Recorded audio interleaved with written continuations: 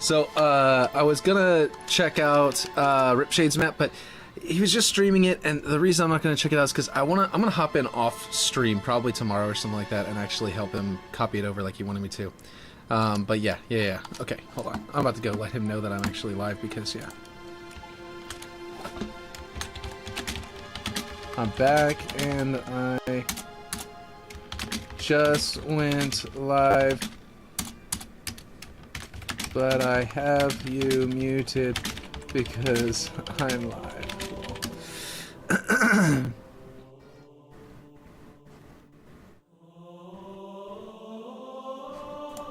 There we go.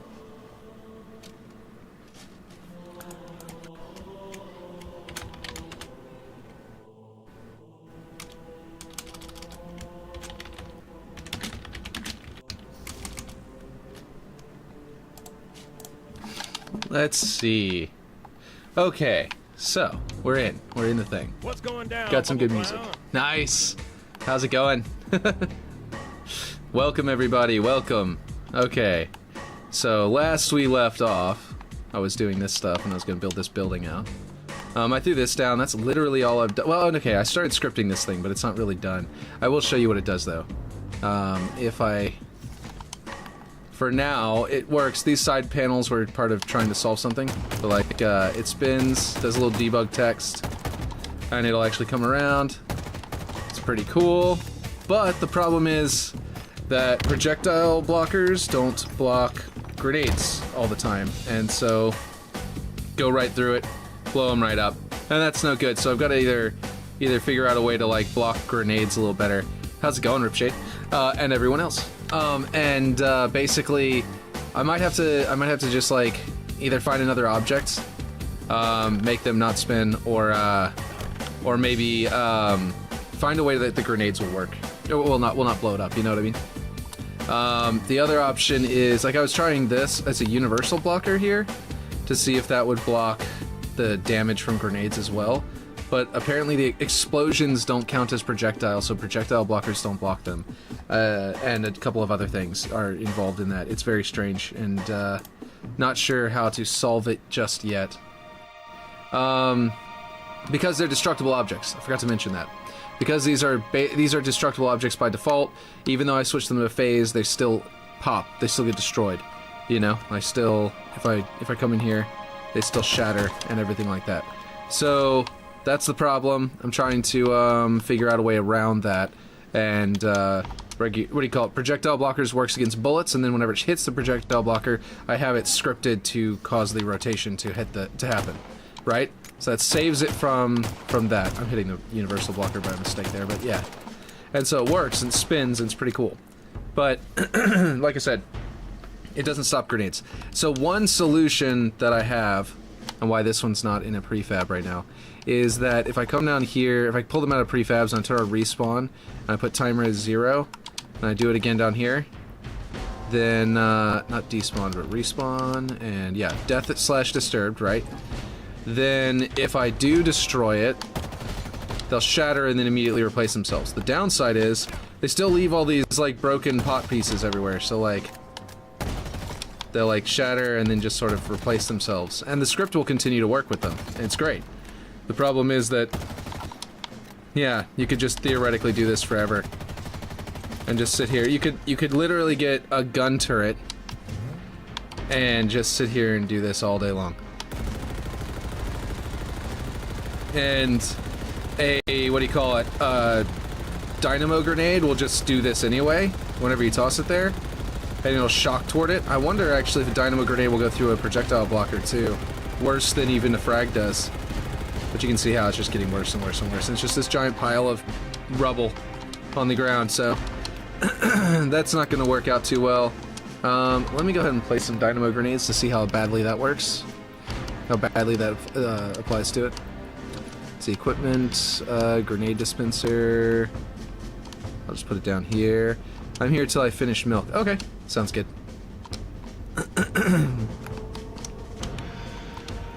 Let's see. Dynamo grenade enabled. Look at that. It was defaulting to dynamo grenades. Starts with a D. That makes sense. What the? Why plasmas? Dynamo grenade, static selection, enabled. What? Faction banished, randomized. No. Symmetrical channel.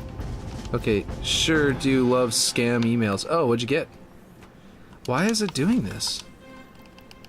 That's really weird. I'll switch to plasma grenade and see what happens. Well, obviously, spawn plasmas that time, but maybe if I switch back to dynamos. Hey, look at that. Very interesting. Now go down that hill and electrocute it through the... Yep. And of course, that one will just, you know, it's fine. It'll get electrocuted, it'll pop, it'll pop, it'll pop again. Just like the little, what do you call it? The wet floor signs did. So, this whole dream of these objects here might be dashed. The only other option, stuff about German mail from random accounts. Oh, weird. The only other option that might work, I don't know yet, I'll have to go see, we can actually try it right now, is if we go put glass over it. Like a glass 10%. So it's like basically invisible. Here, let's just put this to the correct. I know what this it's 8 by 2 by 2. These boxes here, and they are covering it up pretty well. So I think if I go to 3 by whoops, not by 3 that way, it'll cover it up completely. And then I just need to make sure that it doesn't block my blocker. But actually, this will. I can put my blockers to where it'll actually still spin, just a little bit poking out, and that should work. But I'll have to like position them. Anyway, we'll see. Let's see if this even works to save it before we worry about stuff about German mail from random accounts. What? That is really weird, though.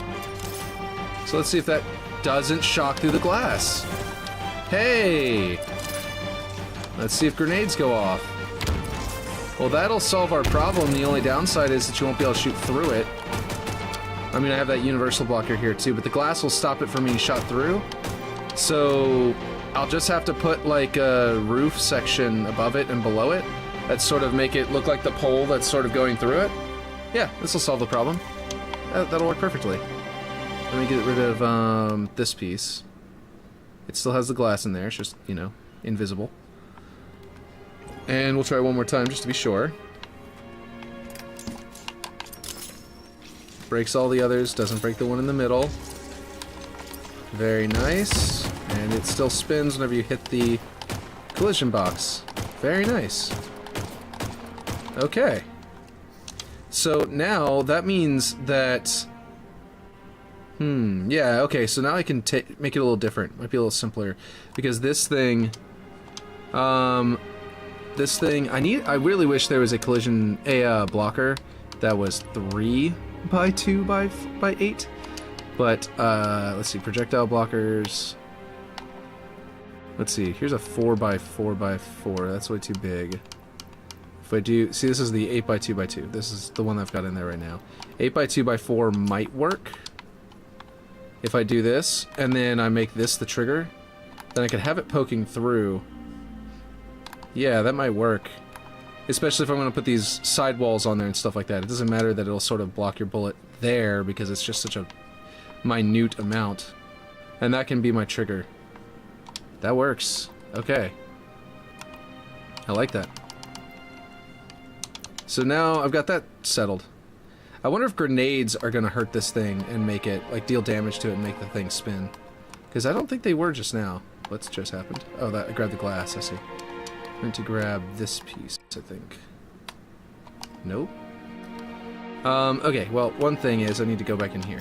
And I need to change how this triggers to make this add node. Nope, not add node. I just need to make it this blocker instead. I wonder if Ripshade's gonna join into chat or if he's just too tired from all of the streaming. Are you here, Ripshade? Are you among the 5 on Kick? Or the 1 on YouTube? But yeah, I was gonna jump into your map first, and then I was gonna copy it over, but I decided I'm gonna do that off stream because I think that's gonna be boring to watch But yeah, it's just going to be like a thing. Oh yeah, you were in kick. You said yo-yo at the beginning, but that was that might have been before you. You might have left on. Who knows? I'll wait till you reply. Let's see. So no, not that. Gonna delete this one and this one. There we go. So now it should still work, and the glass should protect the. Yeah, it still works. And the glass should keep it from exploding. Cool. All the other ones get destroyed, but not this one. Node graph failed? Object reference node missing object? What? What? Oh, this one. Right. I don't know how it failed to go and then also worked. So now there's a place on the sides you can shoot that doesn't work. That's a little bit annoying. But, I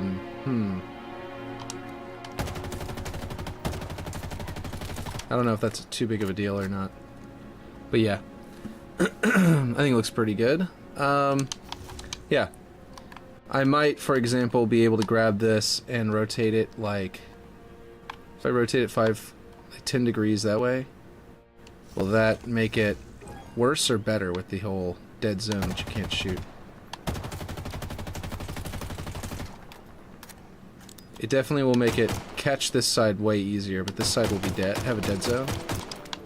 But if you shoot it from this angle over here, no, yeah, that's just creating another dead zone. It's just moving the dead zone, rather. Yeah. Okay, so what I might do is make these side pieces be somewhat curved so that they come around and curve around a bit of it, you know what I mean, like graphically. Or I could... What I could do is make them be thinner, like this. Whoop. Like this. And actually put them a little bit in front of it. Like this. And then that'll close up the area, and it won't collide with it. Excuse me, so it'll actually be sort of decoratively make sense. And then you could shoot it through there, and it won't do anything because you're hitting the glass. So I could theoretically put a little panel there. I don't know. The point is that putting something around it like that might do the trick. I don't know. We'll figure that. I'll figure out the art around it as I go. The point is that we've got it working now, and I can copy that onto all 5 of them on this side, and I can use the same script brain for the other side, and then we'll have these cool little prayer wheels that'll decorate the map a little bit. And that kind of shows off how they're going to work, which is pretty cool. Okay. And then we've got that area down here. Grav lift is set up. I think I need to adjust these. Obviously, they're all mucked up. Let's see. This should work perfectly because I placed it. And, yeah, okay. All right, cool. So what we need to do is, I think, make this thing make sense. And the idea of it being like a wall that has like a door in it would be pretty cool, I think. Like we had on that inspirational art. Let's pull that up. Let's pull that up on Pinterest. I pulled it. I think I made it as a separate tab, if I'm not mistaken. Whenever we found it yesterday, I put it on its own tab. So we've got this, that. Took me a long time to find it, so hopefully I put it on its own tab. This is a great example of what their walls would look like, so, like, you know, it's a good reference. Let's see. I don't know that I need all these red bridges anymore. Although I think I am going to do a Torii gate. If I do a Torii gate, I can lead it up to the grav lifts, and I think that'd be a really cool idea. You know what I mean? Let's see. What in the world? Apparently I didn't. That means... Where is it? Where is it then? It was somewhere in the middle, and I haven't added any new images, so it should still be somewhere in that spot. This is a good example of what what those kinds of doors would look like. Where did it go? There it is. Right there. I thought I opened it as its own tab, but here we go. It wasn't too hard. So a large gate in the middle that might, like a mongoose can go through, but maybe even a warthog, and then a small door on the side, wall to the side, structure. Except I'm thinking about sort of inverting this and having the structure be over here, but we'll see. Actually, this is giving me a really cool new way of thinking about this area. So I had the idea, like I was just saying, of putting like a torii gate up here. Let's see. I know I prefabbed, or I got a prefab for a torii gate that someone had made. Torii gate. Let's see how cool this is, how detailed it is, and if it looks right for the map, like the scale and everything. Right? So like if there was a torii gate over here, about the hill over here, sort of instead of a building, like I was originally gonna put like a building over here, like a little shrine area. And I might still do that, but like what if instead of a Forerunner like doorway, there's a torii gate to a hill, and on that hill is the grav lift, right? And then, let's see. That is some intense music. This actually looks really nice right next to this bridge. It works out really nicely. What is going on up here? That's a very flat, simple style of roof. I think I probably will figure out a better way of doing that roof.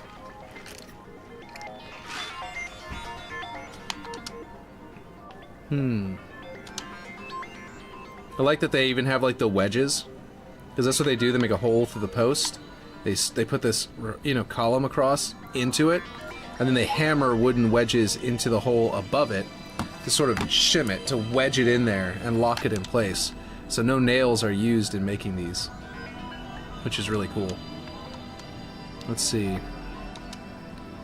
Alright. Okay, so if I do this, then I would need to get a little hill. And I do have this one, which is pretty decent, but it'll probably... that goes too far out on the other side. I need a hill that just has one side to it. And actually the curved hill... hold on, I have one over here. That's already textured and everything. This curved hill is a really good one for this sort of thing. So I could theoretically just like put a hill here in the torii gate, like under the torii gate, and then... it's funny how like Aaron will suggest something, right? Like, you should make it Japanese, right? And then I'm like, yeah, I don't know, I didn't really want to do that, I want to do blah blah blah. And then eventually I'm just like, yeah, so I decided to make it Japanese. Japanese and, you know, and Tibetan, but still, I decided to make it Japanese, and then I'm like, okay, and then, you know, a little ways later, I'm like, yeah, I don't know if I want to do torii gates though, because, you know, this and that, and then I realized, and then little ways later, I'm like, yeah, so I threw a torii gate. I'm thinking about putting a torii gate over here. Right where I was going to put this other shrine, instead I'm going to put a torii gate over here.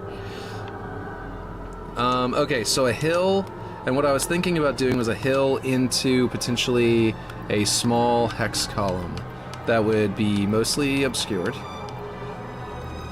And it would be like underground, you know? Let's see. So, yeah. I'm sorry for doubting your ideas, Aaron, because to begin with, I was like, nah, but then I'm like, okay, yeah, I think I'm going to do this thing that you said, like, 5 minutes, like a day or two ago. And then, yeah. Where did this one, where's the spawning, and why can't I see it? Oh, it's the really, really tall, skinny one. I understand now. It does say 384 as its height, so that makes sense that it would be that tall. These are all 16 in diameter, though. I need a 32, I think. Or maybe a 64? Wait, do we just go over the hollow one? The hollow one's nice. I might need to use this somewhere.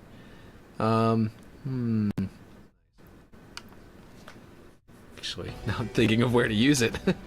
I had an idea. But yeah, okay. This should be a good diameter. Really nice. And a really simple hex, not too, like, detailed, you know? Not overly detailed. And then I'll change the color of it later. The question is, should I have it that way, or this way? I'm thinking this way. I like the detail work there with the shape of that. You know? Okay. And then I bring this up. Put a little bit of the dirt on top of it. Like that, and then we'll put something on, like, leading up to it, like a little staircase like these, and that would be very nice.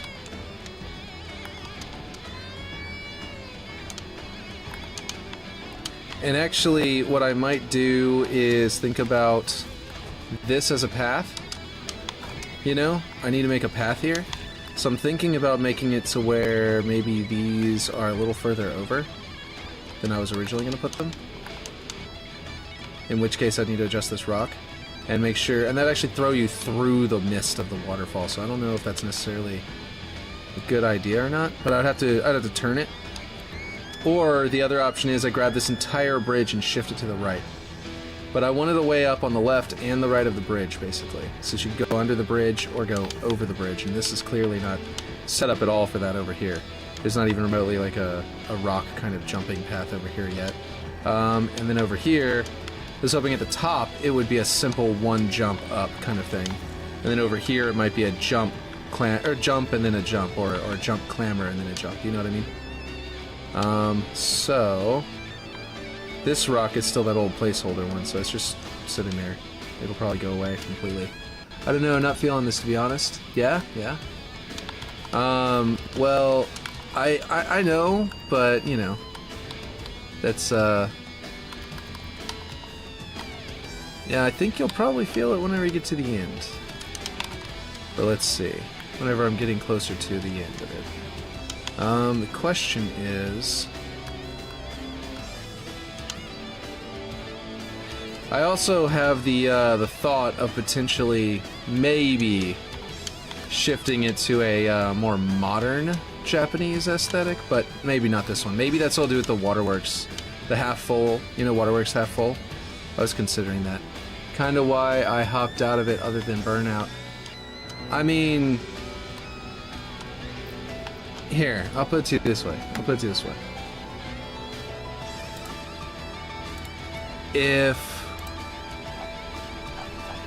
If you're not feeling,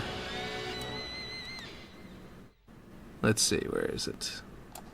This kind of epic, where'd it go? Oh, it's not. Oh wait, I think I have this over here as a big one. Hold on. Yeah, this kind of epic, like, in the mountaintops fortress, or, you know, there's another one in here that's like, several buildings up on the side. Where is it? This one's one of them, but it's up close and inside of it, which kind of does show a little bit of what's like. Oh, here you go. Like this kind of, structure built into the side of a cliff. And this one too, built into this huge cliff overlooking a whole bunch of stuff. If you're not feeling that, then I am surprised, because that is a really fun, really cool aesthetic. Like, I think that's really badass. Like, you know what I mean? It's like where you go to, you know what I mean? It's that's where Batman goes to become Batman. You know, that's where he goes to find Ra's al Ghul, and then become Batman. Is this kind of like hidden fortress inside of a cliff, with, you know, big old staircases going up. It's also where, you know, Ace Ventura goes to, you know, learn to do whatever he did in the second one. I don't know. But yeah, you know what I mean? It's just really badass. So I'm not sure. The Fortress stuff is fine. It's the Forerunner that's throwing me off. I mean, the reason I've got the Forerunner is because, first off, it's a Halo game. And still to this very moment, a large portion of it is, this can't look anything but Forerunner. Like, let me just break it, or not break it, but like duplicate it, and then take the duplicate, and then just break it, and come show you what I'm talking about. Like, this is, these objects, I went through a bunch of efforts. If this is a dynamic object, so let's switch it to, it's all static right now. Dynamic, right? So it's got to be this size. It has no other scaling, right? Because this is going to be rotating as a giant water wheel. If I can find a good combination of textures here, that is terrible. That looks like, you know, like wood. Oh, there's also Mombasa wood. That is the one wood I didn't get to test. There's one called Mombasa wood. It's not at the bottom with all the other woods because it's in M for Mombasa. Mombasa wood. That one? Yeah, okay, see, now that's actually the first time that I found one that actually looks decent. And it actually looks pretty good. Alright, Aaron, I might have found the final solution that will make it not look like Forerunner. Gone bad, milk finished. Like, you might have finally pushed me to try this out, and the fact that I found out about Mombasa wood, which I only found because it's the wood that's applied to these by default. And I didn't know that. Like in here, Mombasa wood. I didn't know that was different. I didn't know there was another kind of wood. I thought there was only the 3 woods at the very bottom. And then I came to find out there's Mombasa wood, you know, last time I was doing it.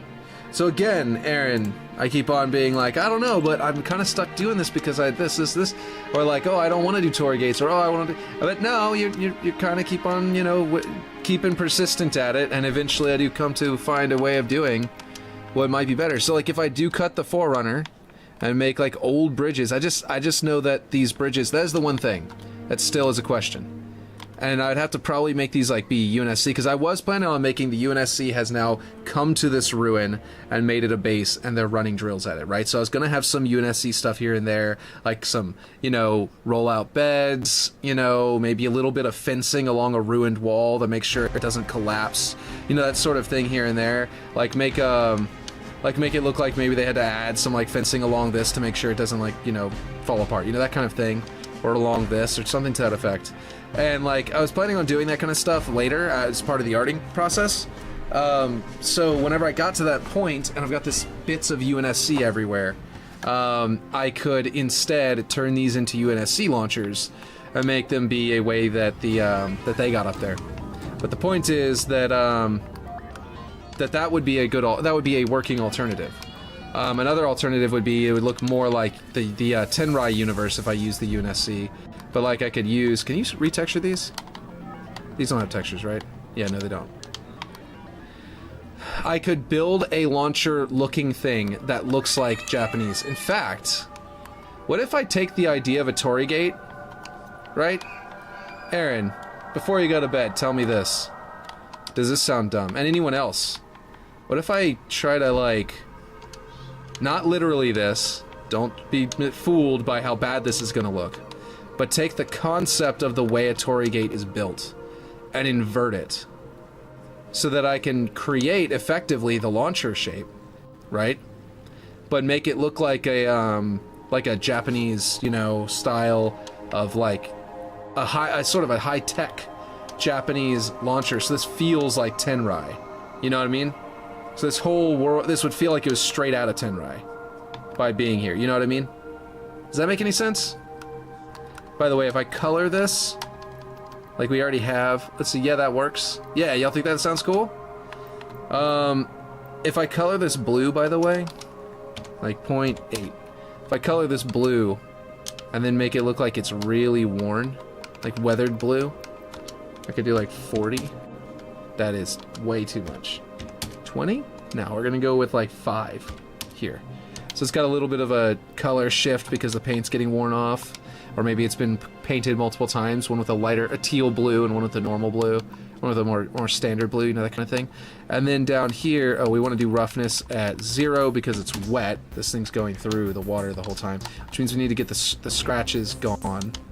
Let's see. I'm sure you can just place it over the launcher post, like if it's phased. Yeah, and well, there's an invisible launcher now. So I don't even need to do that technically. I can like, there's a launcher, where is it? Accents. I can just go to launchers lifts and do kinetic gravity lift invisible, right? And then I just set it to the same settings and the same position as that one, and that'll do it too. And so I can use these to place them and find the exact location so that in Forge they launch me. Because remember, that kinetic one is broken, right? Is the invisible one's broken so that it doesn't launch you in Forge properly. It sort of launches you and then it resets you to where you were, and it keeps doing that. Well, basically, and I'm pretty sure it still does that. I'm pretty sure I tested that and it still did it. So I could do that, and I can use these to know the exact location and scale and everything like that, and test them out with these, and then I can replace them with the invisible ones later. And yeah, but basically build one of these, and I could even do energy. Excuse me. It would also be really cool if whenever I did that, I could do something like, let's see. I was thinking about, where is it? I think it's in Accents. It might be in Bazaar. No? City props? Where's the... I'm looking for a paper. There's a poster. Did I pass it up or anything like that? I was going so fast. There's the... Where is it? Is it in UNSC? It probably is in UNSC. Railings, rubble, sandbags, signs, supports. Is it in signs? No, it's not. Definitely not in signs. Sports tools, UNSC. Where is that poster? Like the one that people flip around, turn around, and use it for the blank paper. But no, you're right, though. That was a great idea. Central panel... It's in here somewhere, isn't it? Eraser board. Dry erase marker. Or dry erase board, rather. I don't know where it is. Anyway, if I put the paper down and then I put runes on it, you know, like from the Forerunner glyphs, or something to that effect, I can make it look like the Torii Gate, you know, grav lifts are like either just set as a holy object, right? With the runes on it, or maybe big iron on this hip. Yeah? I don't know what that means, but sure. I mean, it means you've got a large gun, you know, in a holster, but I don't know what it means in this context. But yes. You know, I never thought about... How did I never think about using this as a banner? I mean, it's got that strap. And it's got the pillow, but like... You could hide the pillow. Or you could turn it on its side. And then hide the pillow in a wall. Why did I not do this? On Ripshade's map. On my map. But it's my map and Ripshade's map. On our map. But yeah, like, why did I not do this? I don't know what I'm thinking. Anyway, that's a good idea. Someone should do that. Let me get my phone out, turn this annoying noise off. Okay, here we go. So, I don't know where the paper went. But anyway, if I make, like, scrolls, right? You know? Like the seals? The, scroll seals, you know? I could theoretically, you know, make it almost look like it's powered by some kind of magic. But it might just be it's religious, you know what I mean? Like, it's a... Yeah, no. You know what I mean? Like, it would be like, well, is it? Isn't it? You just look at it and you decide what you think. You know what I mean? Might be pretty cool. Let's see. Okay, I don't know where it is. I just went through that entire thing and didn't see it. So you guys let me know if you know where the paint or the what do you call it? What is it called? The poster. The We Want You poster, basically. Or Be a Hero, whatever it's called. Whatever it says. But anyway, yeah, okay, so that could be cool. And then we would actually unify it entirely under this Tenrai style. And then I could have, like, a little bit of, maybe some UNSC, like I was saying before, but it wouldn't have to be, like, UNSC. It could be, like, modern Tenrai versus, like, the, yeah, oh, it's just in City Props? So I must have gone right past it, because I did go into City Props, but... Accents? Yeah, it's City Props for... Accents is in City Props. The other way around. City Props is in Accents. But you're right, but let me just go through it again real quick, because I went through it really, really fast. I just didn't see it, so I probably just went too fast. And, overlooked the name. I don't know what it's called. I thought it'd be called Poster. No, it's on here. Oh, it might be an MP. Poster. That's it. I went through regular City Props, I didn't go through Poster. Okay. So it's kind of got this, like, it's MP, so I can't retexture it to look like parchment. And it's just like a really blank back. People use this for posters all the time. They'll, like, put it on the wall. They'll sort of scale it to flatten it a little bit more. And they'll put it on the wall and put something on it, but I don't know. I don't know if that's good. I'm not exactly sure how they do it. Oh, Jesus Christ. That gets really deformed. Well, if you're ever looking for a really hideous shape, you know, probably not very good collision either. But yeah, if you ever wanted to look for like a seriously glitched out shape, there you go. Anyway, so that's the poster. Okay. Yeah, so I'd find something. But yeah. So anyway, this is cool. I like this, and I can actually make each wheel a different color of wood. Like, what if I did like red or like blue, red, and either just alternate blue, red, but I could go like blue, red, yellow, blue, red, yellow. Let's see, I've got 8. right? Yeah, I've got 8 wheels. So it need to be a multiple of big iron on this hip. Let's see. And then I can do, let's see, tarp borderless. Which one is the tarp borderless? I don't even see where that is. It's like marked as gray.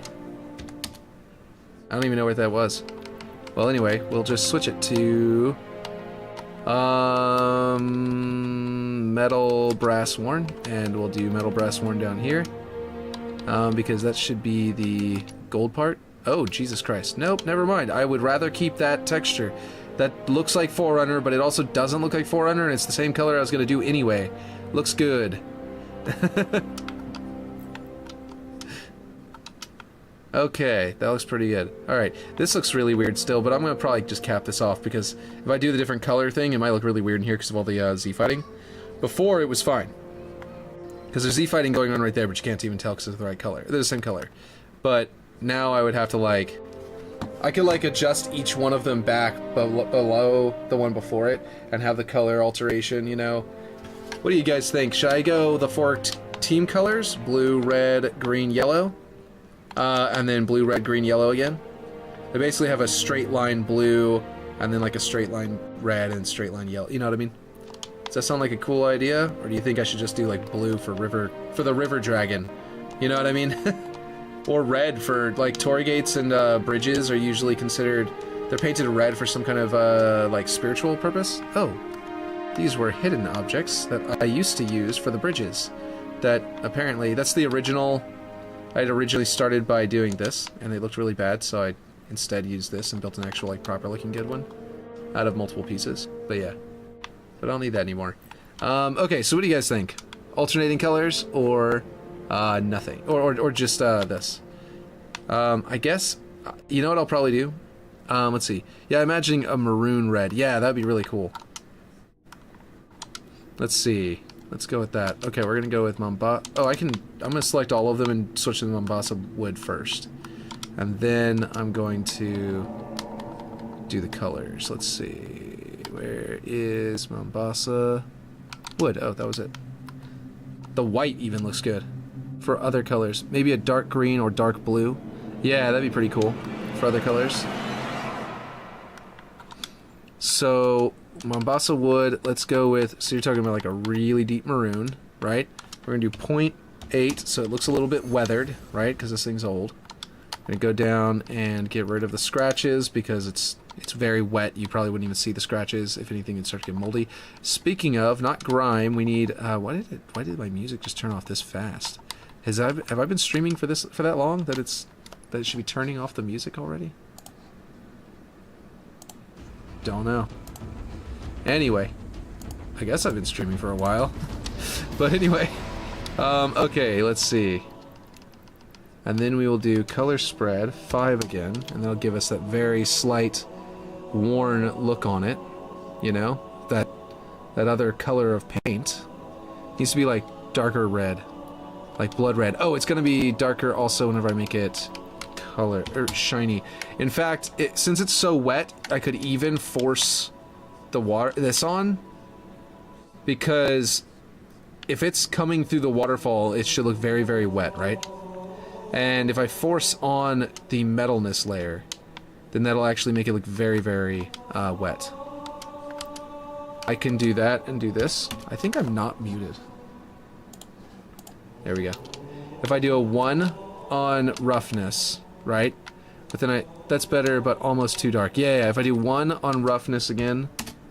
Oh, that did not go very... Okay, hold on. What if I just bring this down until we get to a good spot? Like around there. 0.5. And then 0.5 here. Whoop. And then these will feel like they're wet as they're moving through. They also look very, very shiny and almost like... Okay, anyone who has Beast Wars will know what I'm talking about. They look trans-metal. So I might need to put this more toward 10 or something to make it look more... like different layers of paint now. I can probably put this one toward 10 again as well. And these look weird now, but they will look they'll look right once they're in the water, because it'll suddenly be like, okay, I understand. that this is supposed to be wet, you know what I mean, and shiny. I think that should work.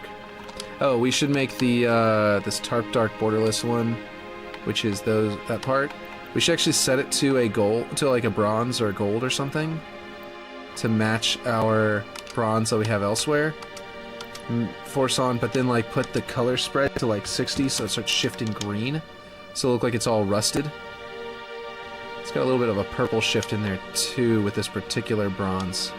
So I might need to, this like brown or bronze. Let's find another one and see if it just goes green. Might be a little too... Let's see, source value, but we're gonna go... No, that would make it more shiny. Actually, that looks pretty... No? Nah, that would be a bad idea. Okay, let's see. Oh, we need to bring down the color intensity. That's what it is. It needs to just shift the color a bit. That's why I was feeling odd. Okay, what do you guys think about that as the gold? Maybe a little different, actually. Maybe a little darker. Like, ooh, that one looks like nice and tarnished. Or that one. That's the one, I think. I think that's it. Okay, so we're gonna select that one and then select this one. And now all of our changes we make to this one, even if they are... Oh, no. It should have... We gotta re-pick our color and everything. It should have adjusted our values. Which one did I go with? Let me just undo it and find out what it was. It was that one. Okay, cool. Oh, it did kind of do it. Okay. Color intensity. Color spread. Nope, that's definitely messing everything up. Okay, color intensity is supposed to be 0.8. Color spread, I think, was 10, if I'm not mistaken. Metal was force on, and roughness was 0.5. There we go. Now they should both match. Would it be dumb to have them changing color like this? Or do you think that it is a good idea? Having so many different colors might be a little too, like, weirdly rainbow, you know what I mean? So I don't know if it's a bad idea or a good idea. But it will be kind of cool because you'll be able to sort of watch, like, count the blades of it, sort of, you know, the teeth of the gear or whatever. So I don't know, maybe it's a good thing. And the next one would be what, green? It's like a deep teal, deep green here would be cool.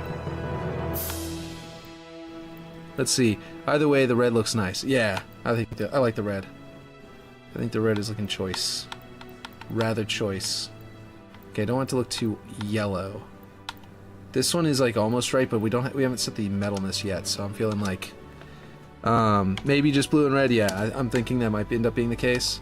Let's give it a shot and see what happens. Let's go to 20. Oh, I need to turn off the scratch layer real quick. Yeah, because the green is not going to color shift as much. Yeah, there we go. Now it looks like it's got some wear and tear on it. And then grime needs to be set to moss. And actually we need to set that to moss. Let's try a different moss to see if there's one that's like more impactful. Because these are like not really showing up much. It seems like. Even on this one, which is not set to green, so like it should be showing up. And I don't think I set anything on this one. Let's see. Let's see, forget green. Oh, as a reference to the red, blue, and green are nice Tibetan colors. Even orange. Oh, that's true. That is true. And then, of course, there's the question, what if I do grass? Will that be green? I'm trying to find something that will actually show up. It's not even, like, showing up. It's like... I think it's because this object is covered in those custom textures that... Like that gold, right? We changed the gold and immediately lost all those detailed lines. And I think that somehow it's messing with the grime layer. And it's not actually showing up properly. So this is probably a bit of a waste of time picking. Without shifting it. You know what I mean? Because if I change this tarp dark borderless one to something else, like that, then it might show up with the gray, with the green, but I don't even know if that's gonna work. Because how weird it is. You have to turn grime up all the way to see it. Is it not up all the way? I thought I put it to 1. It's already set to 1, I think. Wait, why is it not? Did I? Yeah, there we go. Yeah, it's already at 1. It's just not doing anything. You see what I mean? Like, it's affecting its bump mapping. You see this? Watch. Boom. It's affecting the bump mapping, but it has no color. And so I think the color is being overwritten by this, which is set to tarp dark borderless, but it's actually a special texture just on this object. That's like custom for this object. And same with this middle one. It's like this was a campaign object that they couldn't just like reuse, like remap the texture because of how weirdly they mapped it. So they just said, screw it, just make it, you know, something you can't really remap properly because it's going to be too useful to the us forgers to not at least have it. You know what I mean?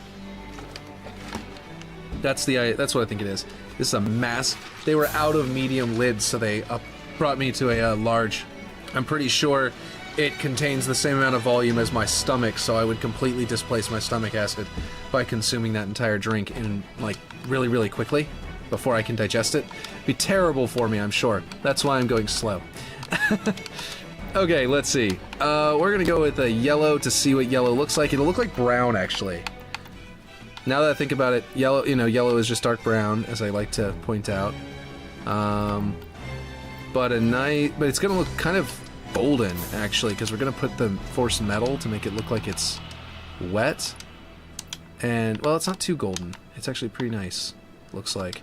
And then this is gonna be 0.5, so let's just see what this looks like. Yeah, it's getting way too... in this case, I might have to do no roughness, like not bringing the roughness up, or down, because the metalness on the yellow looks like yellow. But as soon as I bring this to, like, 0.5, watch, now it's gold. You see what I mean? Now it looks like it's made of gold. But this looks like yellow paint. So that works. And that's just metal forced on. And then we'll color spread like 20 because it's yellow, so it's going to need to shift a lot. Yeah, now it's like a orange and a yellow, and that's cool. Okay, so now we've got all the different colors. The middle looks terrible, ignore that part, but what do you guys think about the wheel on the outside? Does that look good? I might just keep this right up until the end whenever after I've scripted it and everything, right up until the end whenever I finally decide, yeah, no, I think I'll like it better the other way. You know what I mean? Just because it looks kind of good now, we'll see how it looks in the end. Let's check out Mombasa wood on this. Actually, let's check out regular woods first. Wood distressed looks, whoa, that's repetitive. That is terrible. Wood boards, that's not bad. Because it looks like they built it out of, like, you know, out of the wooden boards, and then they've got this, like, metal banding to hold it together like a barrel. That's not bad at all. And, like, I could use a different piece, but this piece looked so cool with the arrows all pointing in toward the middle that I liked it too much to just get rid of it straight away. And now I'm actually quite pleased with this, at least. And we're going to try some other ones as well. Like, the other wood distress is going to look... Actually, since it's darker... It's a little harder to tell that it's repeating, but it is actually just repeating still. This one's repeating as well with a grid, to where you've got these perfect straight dark lines in it, but it still looks pretty good. Now I'm going to go try Mombasa wood and see if that looks good. I don't like that here. That looks very repetitive. I think the panels are the best one. And then what I'm going to do is wood board. I bet that if I do a color spread of, like... I don't know how much I need to go, but I bet if I do a color spread, it'll start to dissolve. Oh, do I actually have to set a color to do that? I might have to set a color to do that. Let's set this to black and do 0.5 so it doesn't actually change it too much. But then we're going to set this to like 100 and see how it shifts. I'm trying to see if this will smooth out those vertical lines a little bit by color shifting. There's sort of like spots and stuff like that, but I'm not seeing much of a color shift already. Yet. I think maybe I'll do the same. Oh, there we go. That's definitely color shifting now. We're going to go back to 20, more reasonable color. We're going to go all the way down to 5. So that, I think, is how I have this set up, right? It's set to 5, so the color shifts and looks old. Let me see exactly what it is. So it's color intensity 0.7, color spread 5, and it's that red. So if I did that exact thing down here... so 70, so it's a little bit more red. Nope, 0.7, 0.70. So it looks a little bit worn and weathered. And then the color shift on this one's a little intense, so I might bring it back a little bit. And now it kind of looks like they painted stripes into it, like they intentionally used a different color paint, or used darker wood or something like that. And then, of course, we need to turn on metalness to make it look wet. I don't know that worked right. that just made it, like, not have a shadow, practically. Let's go to 0 on roughness and see if that looks more wet. Yeah, that looks really good and wet. Look at that. Look at the way the light shines off it at the correct angles. So this is obviously going to be inside of a cave, and I can put dynamic lights hitting it from the side instead of, like, this, you know, really bright sunlight. And that, or like from the right angles to make it look like it's wet and stuff like that, and that'll work really well. I cannot believe I just only selected one object as I did all of those settings. I'm gonna have to flip it around and just replace the other one. Let's see. This one's set to emissive. That must be little lights on it. This one's set to forerunner trim. Let's see. Is there another trim that looks better? That one, ooh, whoops, that's not what I want to do. This one doesn't look bad. That one looks more like a good. That looks decent now. Yeah, it would be easier to see the wheel with a variety of colors. Or when it has the variety of colors. Yeah, I like it. I'm hoping that that works out. This here looks pretty good. It looks like it might be banded in. I wish there was like a metal one that's covered in like bolts. You know what would actually be really cool? What if we had a selection of color swatches for like trim and main ones that were like Tenrai and like what's the Eagle Strike? I think it's called. No, that's the armor. That's the core. That's the armor core for it. But the what's that universe called? I forget. Anyway, that one, the World War II one. And the World War II one, I could find one in here that had like iron banding. That looked like iron banding, like maybe something like this, or maybe something like this. But then it would have like a repeating rivet, you know what I mean, along that trim. So it looked like it was like bolted together. This one is not bad. Those repeating patterns are close enough to a rivet that from a distance you won't be able to necessarily tell. That banding looks cool. Wait a minute. From a distance, that looks really interesting. It's a little bit like it really brings out the dogshit irrelevant universe. Yeah, the one that would probably be really fun if they did it a little bit more better, you know? I liked the way that they did their little narrative, but like, I don't know. They keep on starting stuff, and then it doesn't really work out that great, and then they cancel it. Like the Choose Your Own Adventure storyline that was going on. Cool concepts, didn't really execute it very well.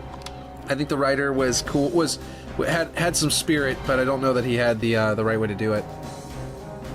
That looks like bamboo. Wait a minute.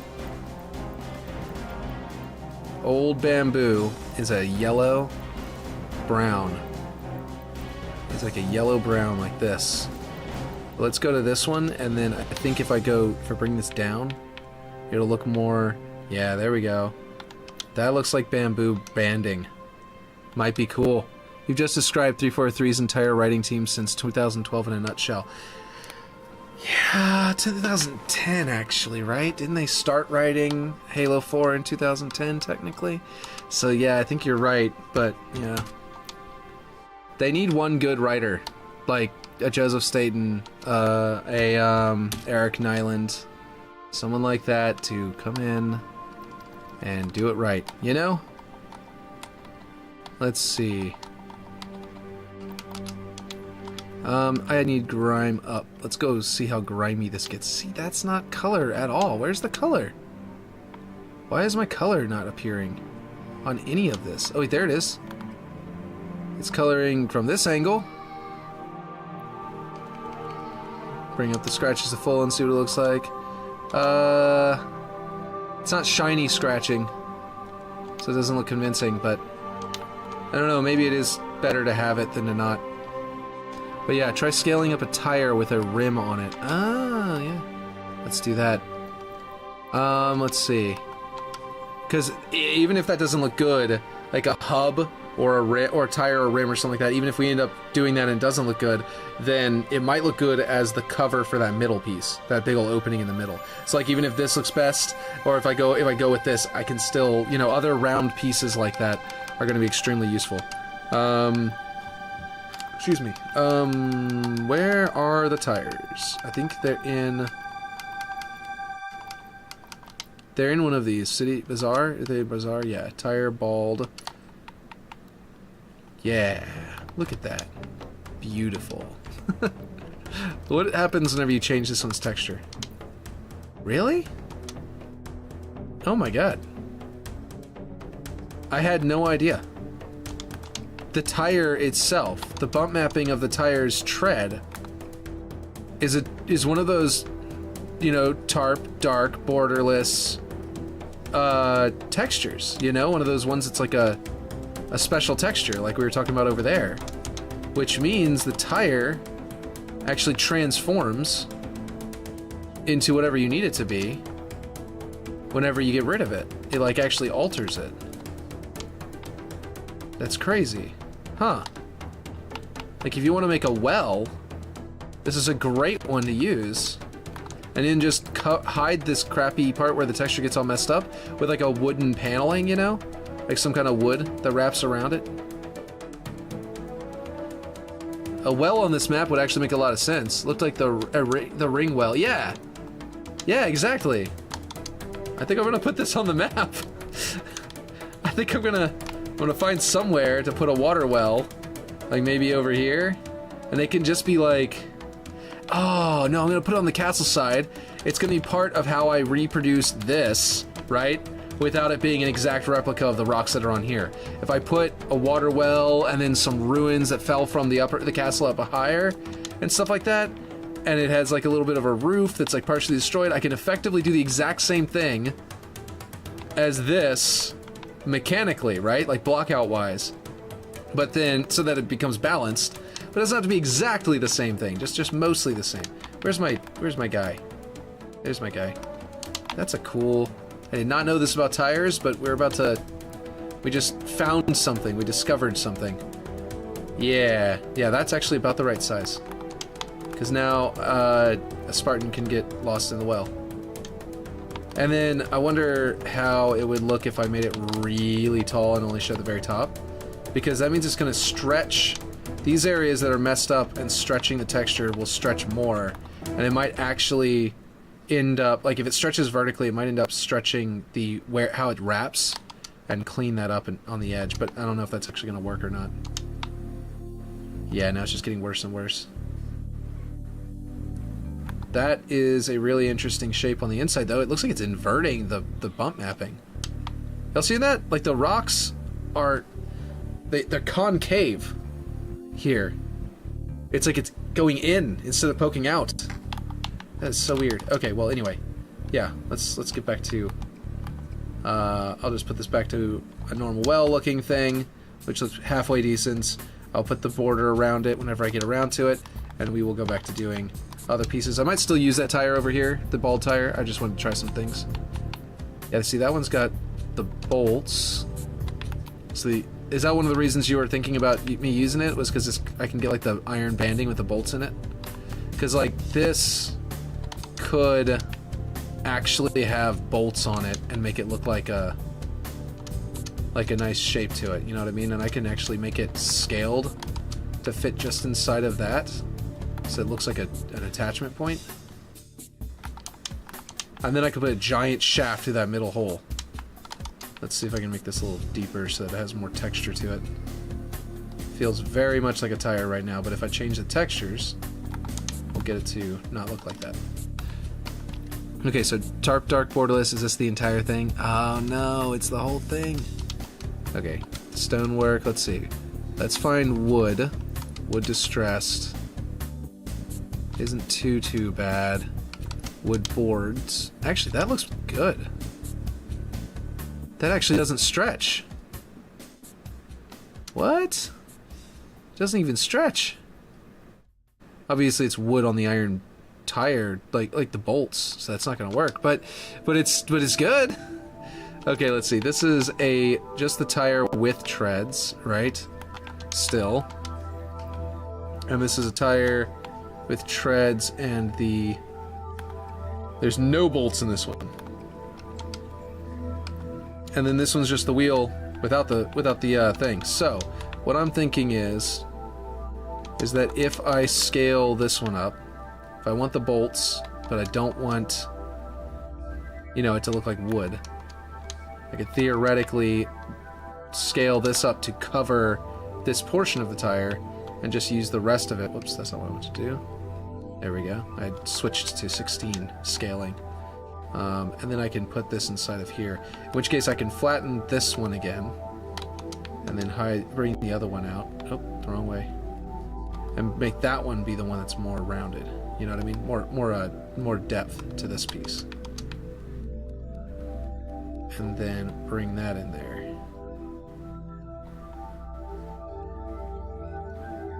Oh, and maybe line it up with those wooden looking bolts, and I might actually look good. Who knows? I don't know, I'm arting and blocking out at the same time again. Not supposed to be doing this, you know. Supposedly you're not supposed to do this. This just seems to be what I do. Let's see. Okay, so this is, if I do another color, I could do another color instead of red. Do that. Get rid of the scratches, because these scratches do not look good. Switch the grime from mud to, let's see, where is the moss B? Does that retain its color? Is that actually getting its color? It is, but the grime layer is so weird. It's super spotty. You know what, that might be more prominent because I have it set to 0. Yeah, that's less prominent there. But it's also because of how big it's scaled up. It's not supposed to be this scaled up. Like, look how prominent that is. Look how it's like pixelated. And that's like where the grime is told to appear is pixelated. The actual grime layer itself, as you can see here, is correct. It's like, you know, it's about where it's supposed to be. But it's mapping on there in a very pixelated way. It's probably a black and white texture that's used to tell it where to put it. If it's black, there's nothing. If it's white, there's texture.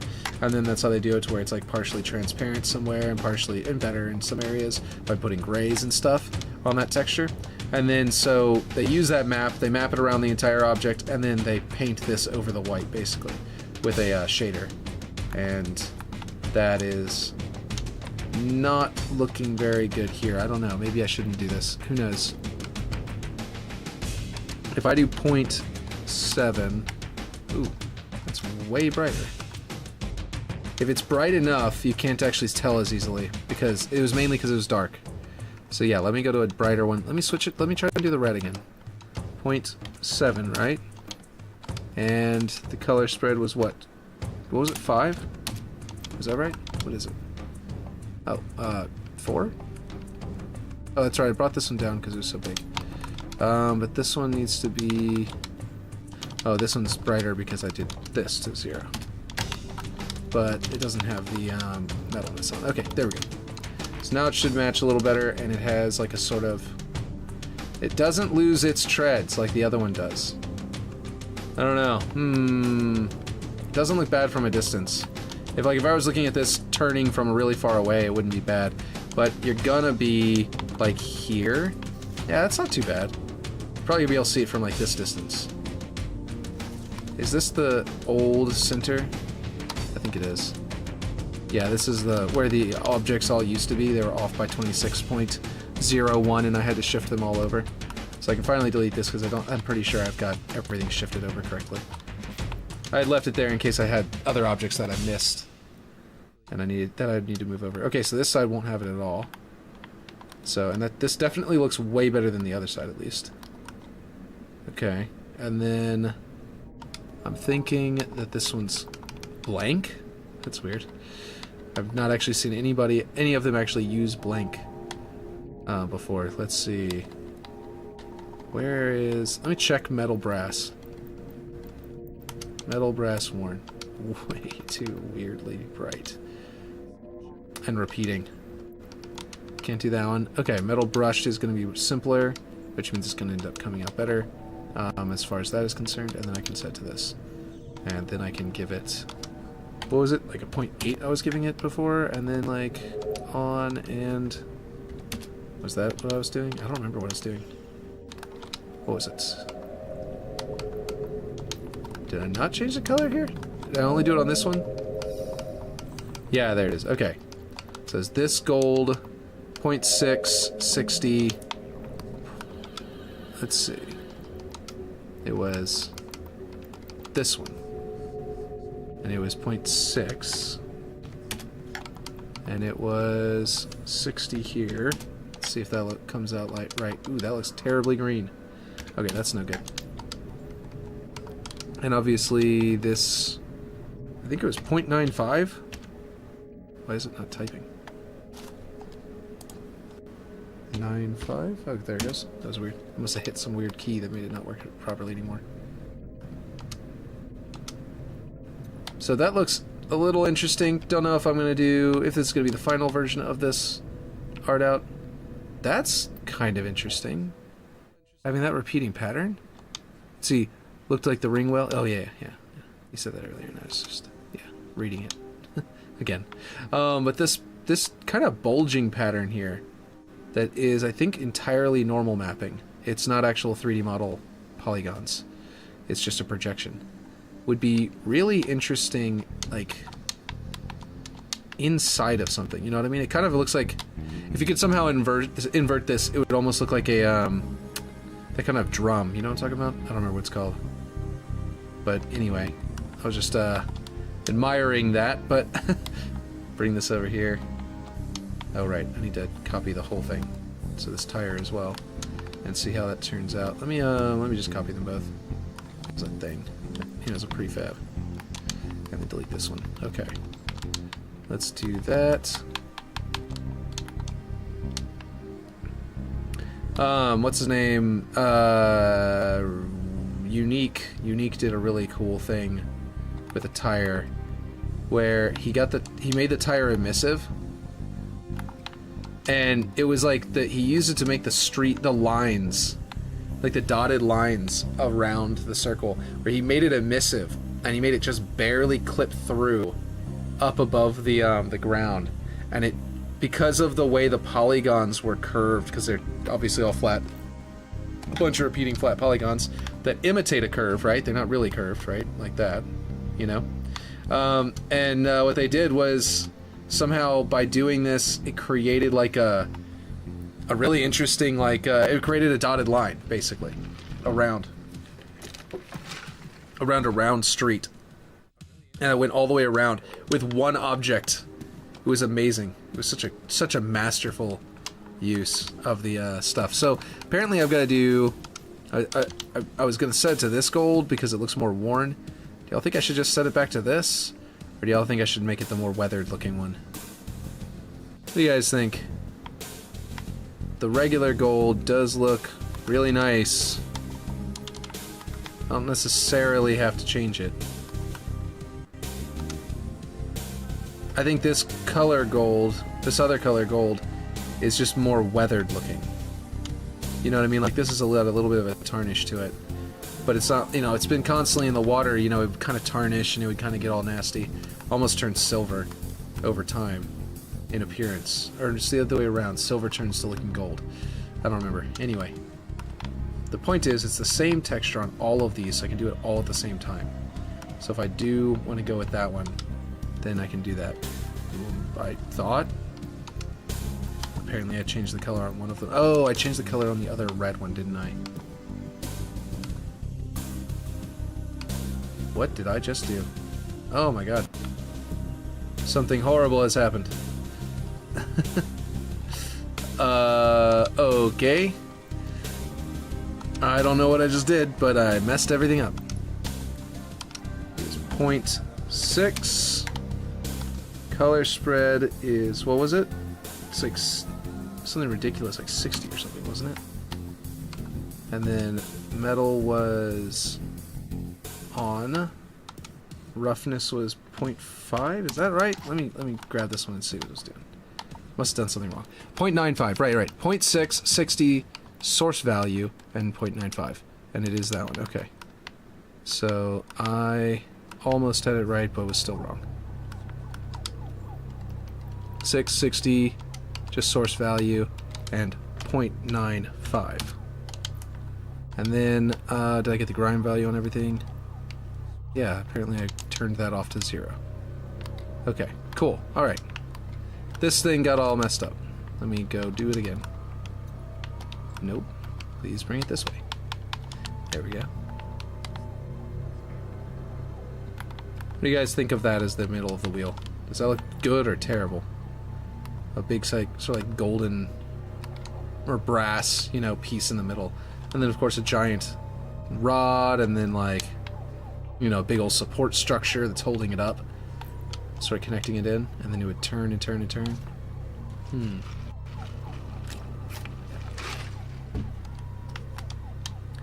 By the way, I am planning on using the new, newish, the banners for both sides. So I'm not gonna like try. I'm gonna try not to like color shift them to where like this side has red banners, like painted red on the walls, like in Waterworks, where I was trying to make it look like the original. So I had the red, you know, banner on there with the UNSC logo. I was thinking about just making it to where I use the actual, you know, the what do you call it? Is it gameplay? I think it is, right? It's in a weird place in here, like equipment. Yeah, there it is. Team banners. I'm gonna use these. And they're going to be in places like, for example, right here. Or maybe on the end. Or maybe, instead of hanging on this one, I could put it as the one that goes on the post. Like, that kind of thing is going to happen, and I'm going to set it to their team value, and to the team value to the spawn points, spawn things, and stuff like that. And, yeah, do all that. So that'll be kind of cool. I'm going to go that route, and try not to do, like, a baked-in color, basically. But yeah. Okay, so what was I going to do? I was going to do this thing, and I started doing all this other stuff instead.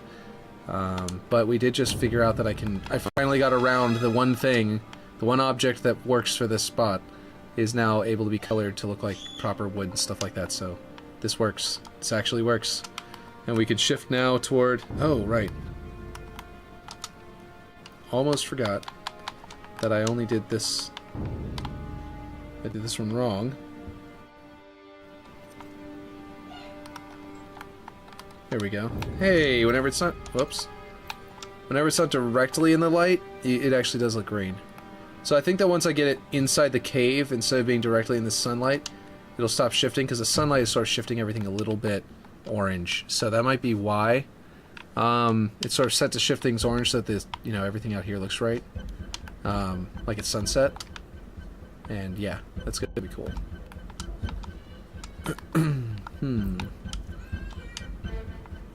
That did not say it saved. There we go. Right. So that means that this wrecked area would have like means this would be a little bit different, wouldn't it? Okay, so that means that all just like somewhat redesigned down here. I think I'm gonna by the way throw some banners onto this as well. Oh, should I put them here?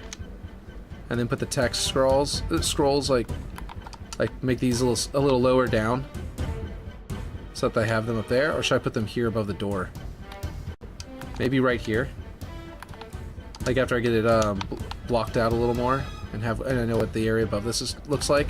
I could create like a recess above this for these to like sort of hang in, right around there. That looks kind of dope. Yeah, I like that. Let's see. Or another option is actually this area that's poking out here. Would be a cool spot to hang them from. It'd be a little bit sort of like or if like right on the underside. Oops. Right where it curves down back toward the wall. Technically I could do all four of these. I don't think these are such a what do you call it? Costly piece as far as like budget is concerned, that I couldn't just literally do all four of those places. I think that would be perfectly fine. Or I could do there, and then one dangling right here. I wish there were bigger ones. That's something that I really like. If there was dynamic and there's like 4 different sizes, you know, with this being the smallest one, and then like another one that's like, you know, a little bigger. Or if there was an even smaller one that would like look like it would fit really well on a computer terminal, like on the monitor of a computer terminal, that'd be really cool too.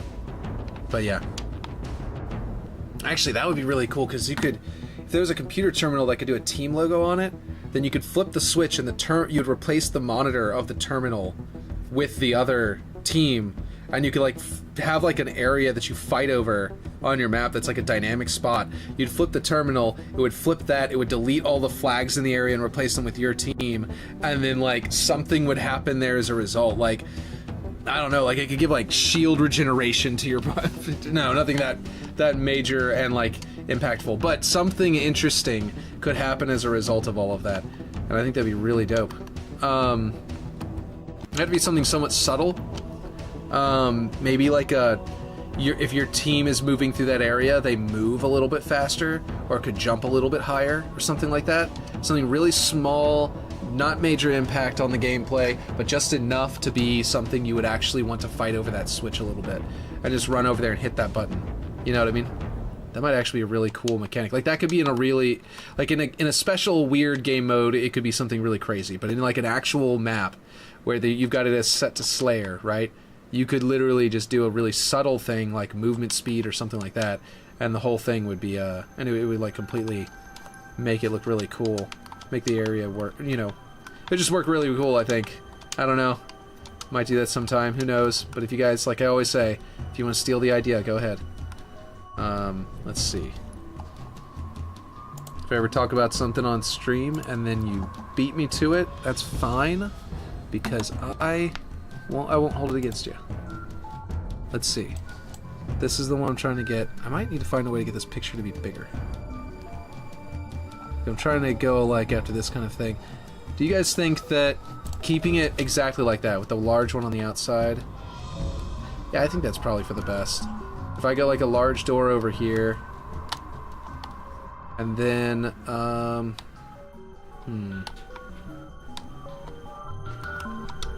can I make this a proper small door for a block out that's not too bad? Let's see. We'll bring this up to 26, which will be 4, an increase of 4. So we'll bring this down by 4, and then they should. I could have just snapped it. What am I thinking? Anyway, and then bring this open, and I've got a large door and a small door. Actually, that looks like it's still too big. Let me, yeah, it's a really big door. Okay. Make this a little bit taller. 28. And then just snap this to there. And now we've got a little door, big door situation going on over here. Maybe even shorter, but the point is, you get the idea. Let's go to, what are their doors? There's doorways. If we go with an angled one over here, maybe?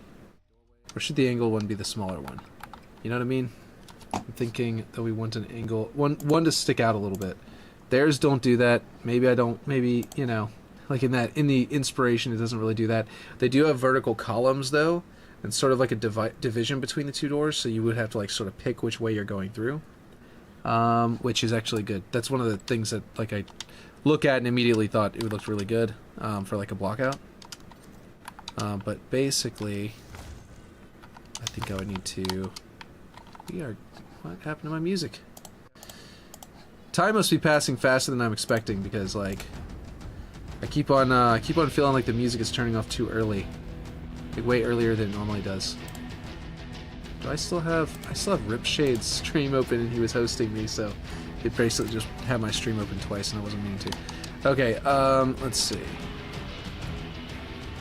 Let's get this a little bit thinner. Sort of match it down there. Basically works. Okay, so basically you'll be seeing like this, which means this door. Yeah, actually, I kind of like that. You know why? You know why that? Like, I felt like it would work well that way, and now I'm seeing exactly what it would be. So, like, if you jump to this to cross the path, right? You're gonna be here. Now, let me drop a Spartan in there. I'll just grab this one I made for the well, so I don't end up with too many of these giant circles everywhere, because they do get really in the way. That is the warning if you do use this prefab. I don't remember if I released it or not, but if you ever do this, that's the warning. These giant rings do get in the way. Okay, so as you can see, you can barely see his feet. So you'll notice he's there, but you won't necessarily be able to engage him in combat until he gets up to the gate. So that actually, I think that's a good idea, because that means that instead of having one big opening, we have this, like, you know, by having the smaller door and the larger door. And that size right there is, I think, perfect. I know I did not bring it down to that point, but yeah. Hey, I'm going to sleep. It's 4 a.m. I've dropped off a couple times. Okay. I'll catch you later then. That's fine by me.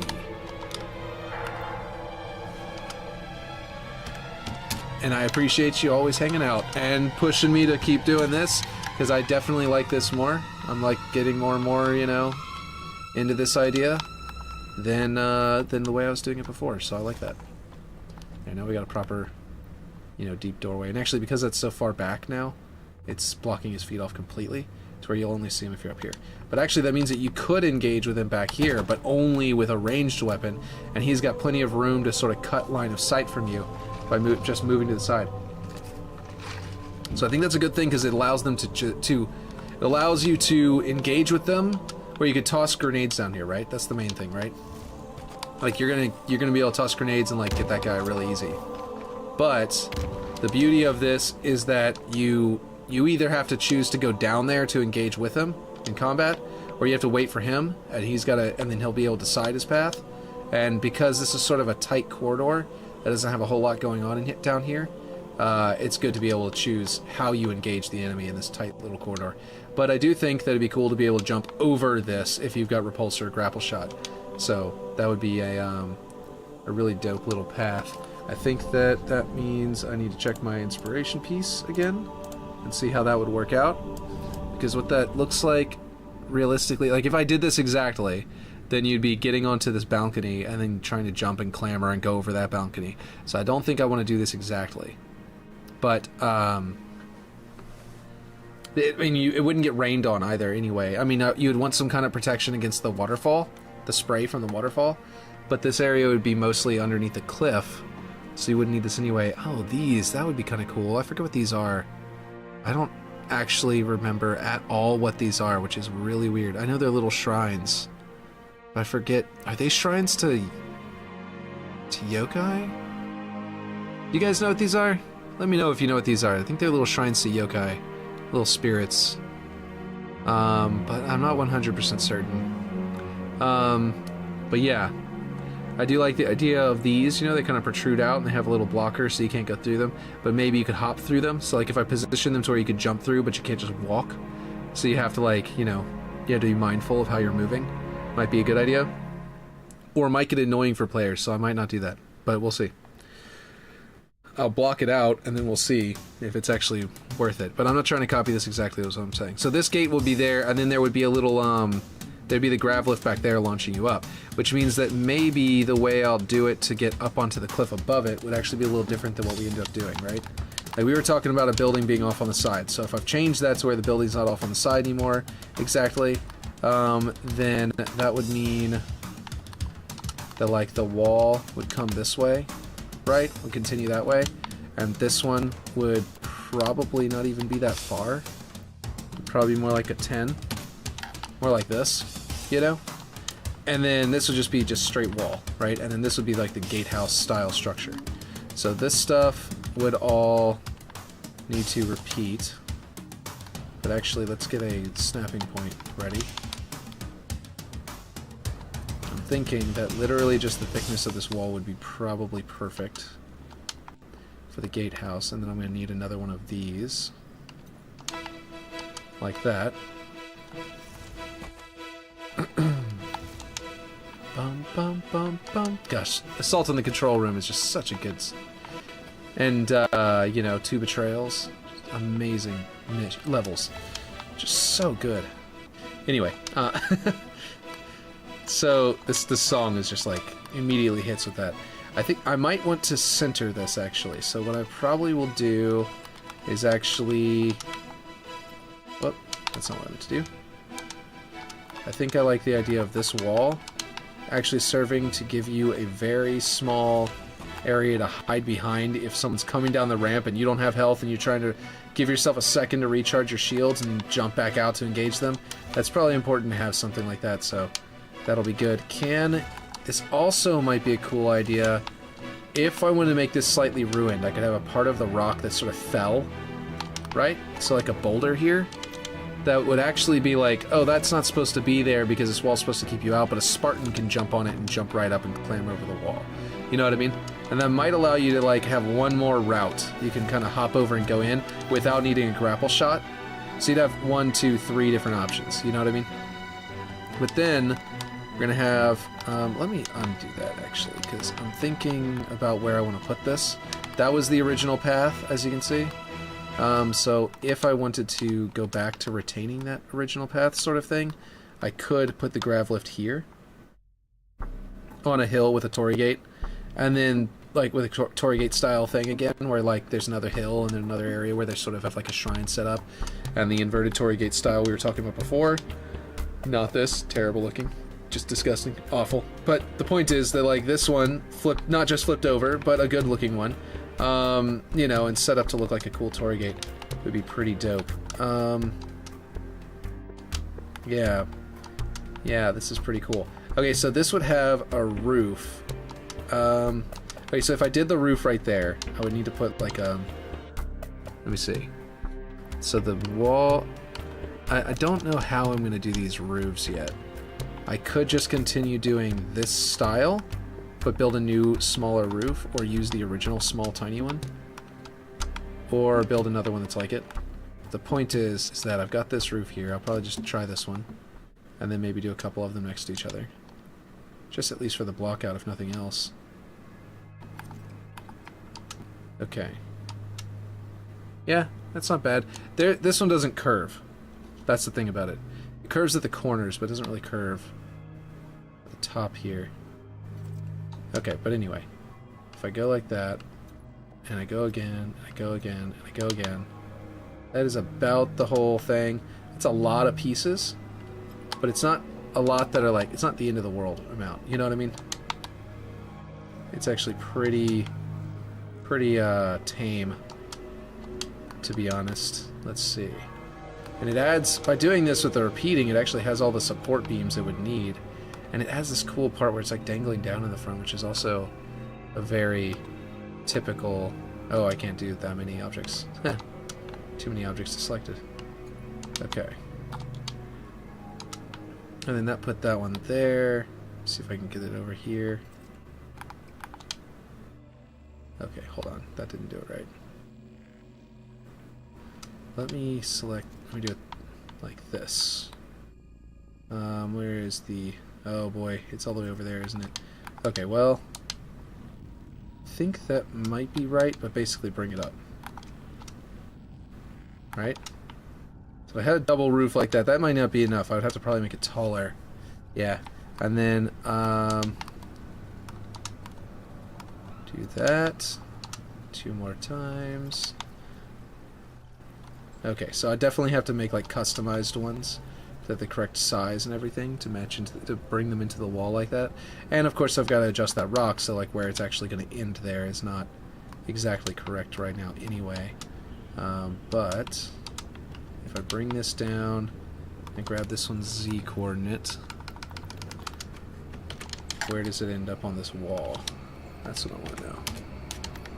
So that would end up on, literally on the wall. So this is all too low, or that wall is too high. So if I decided to bring this down lower to where I don't even have to, you know, like if I wanted to make it to where you can clamber over it without a rock helping you over it, then that would definitely work. Spartans can do that. But I would need to bring all this up, I think. Let's bring all of these up to another 10. No, way too much. Way too much. Let's go 0, 4. Just 4. That should be enough to clamber over. Yeah, there we go. And if you clambered onto it, you'd climb up onto it. So I could theoretically do another, like, sort of floor there. But if I just want to do the one roof, I could actually just make it come up to here. And then lower that roof down and just do the one roof. That way it wouldn't be too much. Like, this other gate is really, really cool looking, but if it's too much there, it might get a little bit complicated. But what I could do is keep that one roof there, right, on the top, and actually complete it.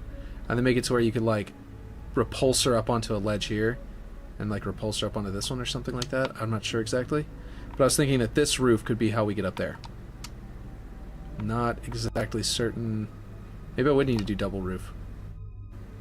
Oh boy, I tried to undo those, and I have no idea what just happened. What in the world? It didn't even break the ones that I placed and then undid. It broke the other ones. What the heck? These got broken? Oh, it moved them down. It didn't just delete those, it undid the movement of moving these up. Oh my god, that's so weird. Okay. Well, that's unusual. But yeah. Oh, it also undid this. How much did it undo? Why did it undo so much? That was weird.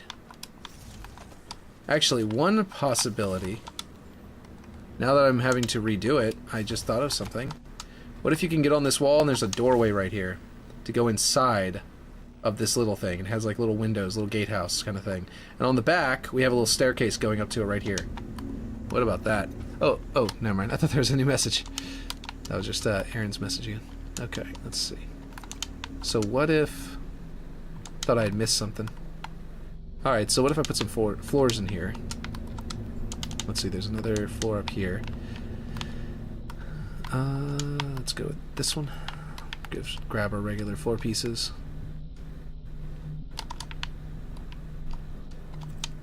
Now this is technically like right in line with the grid, which is, I think, one of the only structures that I kept like perfectly in line, right? Or did I keep them all in line? I might grab it and sort of, after it's done, I might grab the entire building and sort of like twist it a little to the side just to make it look more natural. You know what I mean? Just adjust it one direction just a tiny bit. Hold on, where's my chat? There we go. Okay. Well, I would need this to be basically... I'd go there, and bring this up to there. Okay. Where did that go?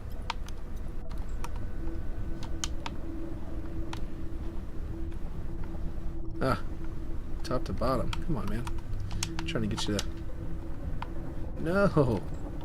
I'm clearly looking right at it. There it goes. Now that's working. There we go. Okay, so... essentially... what did I set this to? 10? X becomes 10. Yeah, there we go. So essentially we would have this, where you would jump up, grab on here, and you could hop in here, and then come over and actually get a bit of an upper hand against that side. So I can put in a window or two, right? Halo design sets, walls. And I'm gonna do the window double. Ooh, should I do the angled one? Like that? Make the wall a little bit more detailed.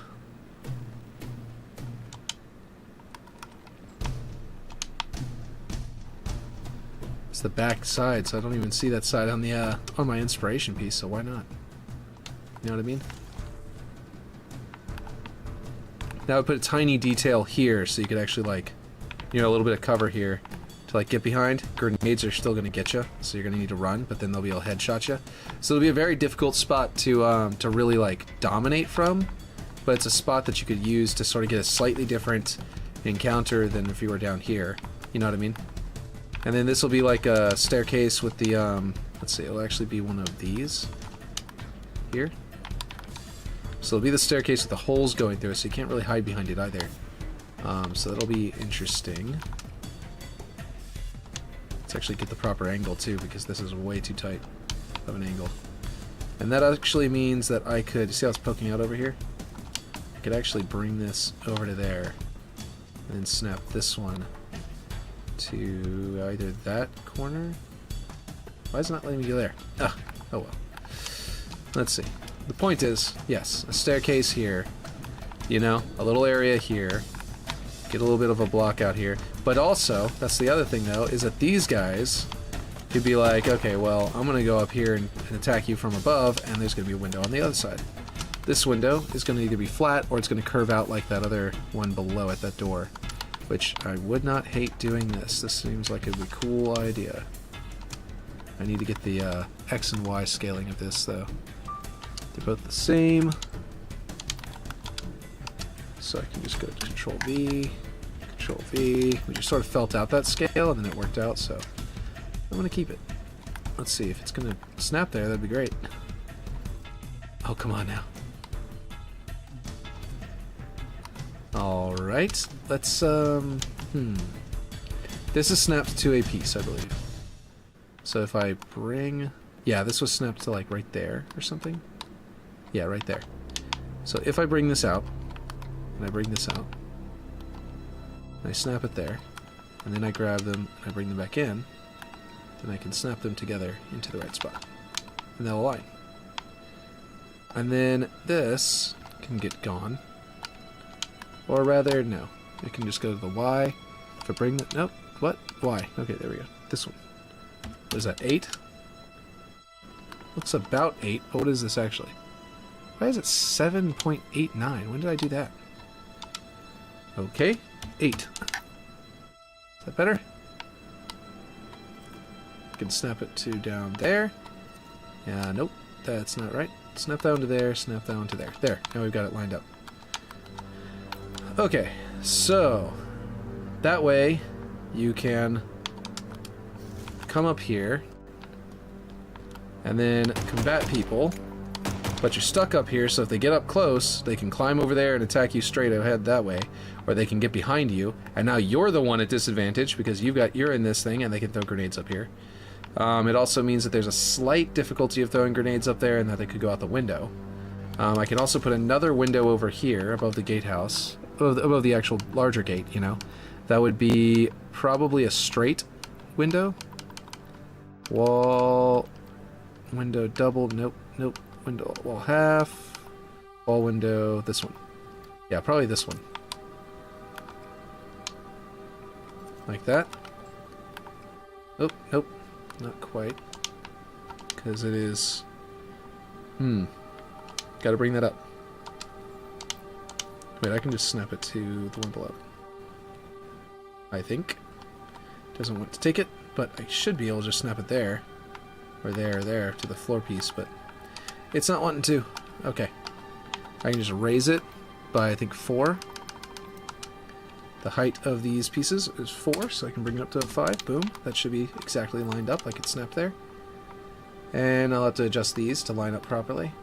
And actually, this could tell me where to put these. Like, I can use these windows to sort of, like, line it up in the middle there, you see what I mean? So I can kind of, like, have the support structures going into the walls and look like they're, like, held onto something, and then up there they'd be kind of like onto something. But anyway, what is this game? This is Halo. This is Halo Infinite. I am making a map in Halo Infinite, and as you can see, this is just a block out. We're gonna get into art phase later. It's semi-arted, semi-blocked out, and we got, this is a terrible path here, for example. Not gonna happen. And I need some stone over here, some walkway, but yeah, and that's not going to be there. That's just imitating what this was going to do, is launch you up there, and now I'm going to replace that one with a custom built one instead of that default Forerunner looking one.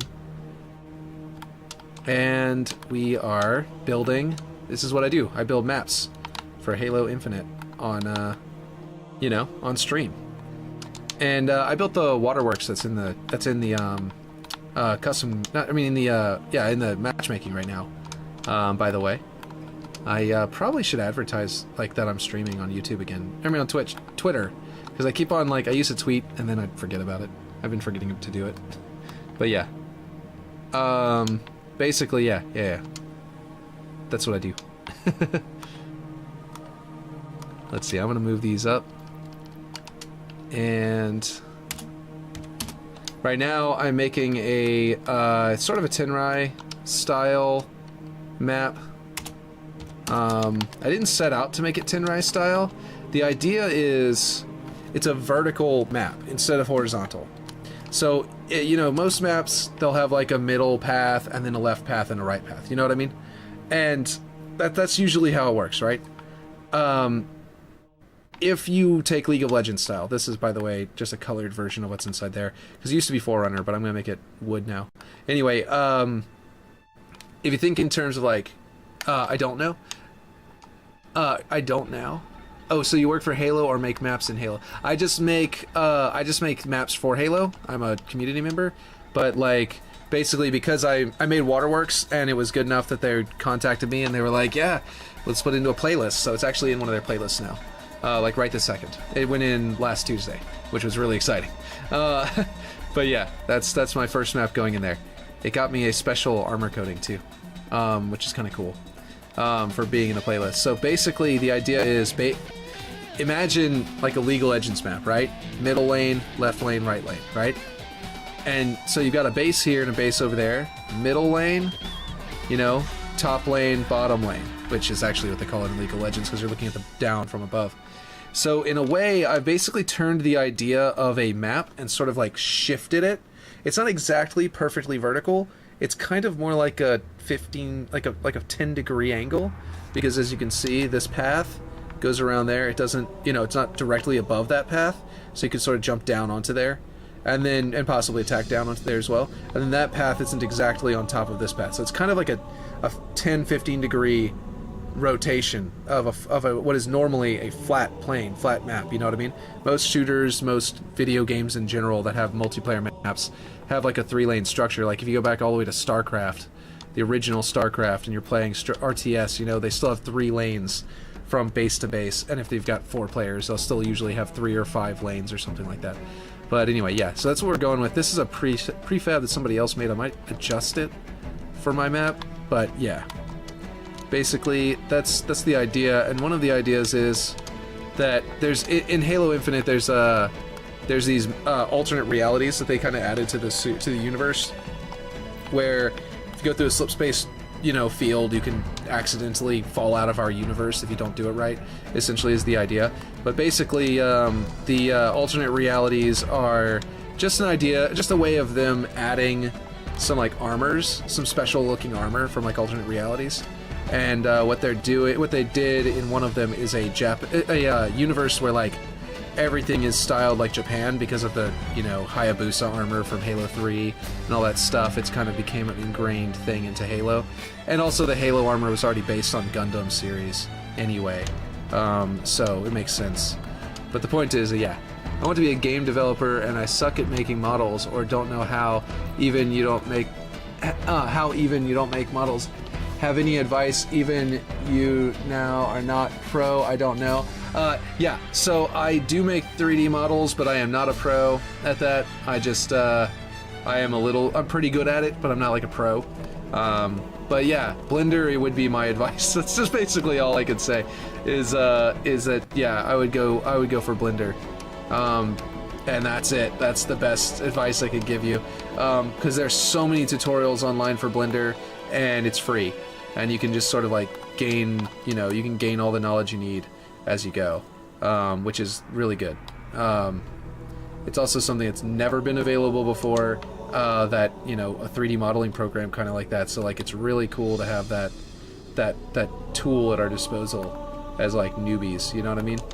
So like, oh, I wouldn't really call myself a newbie, but I'm basically a newbie too. I'm certainly not professional yet. But yeah,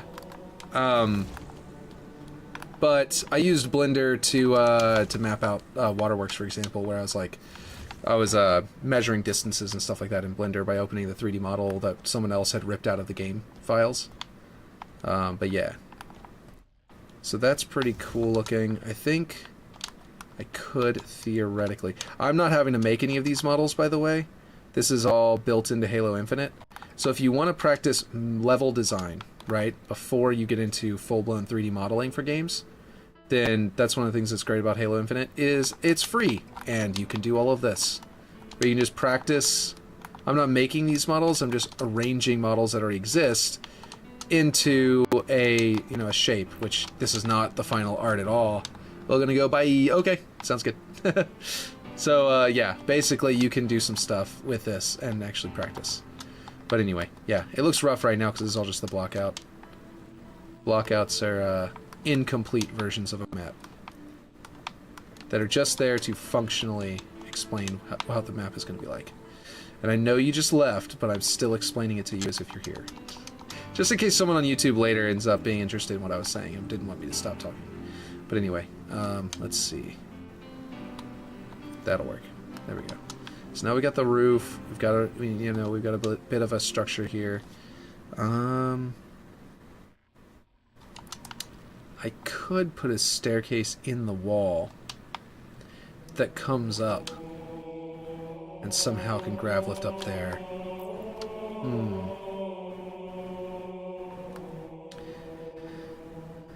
Not sure. I'm not sure anymore.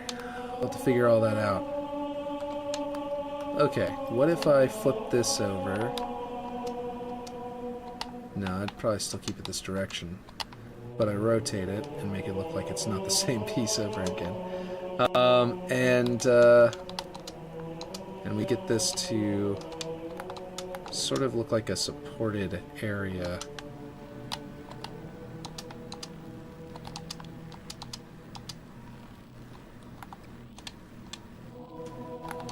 Let's see.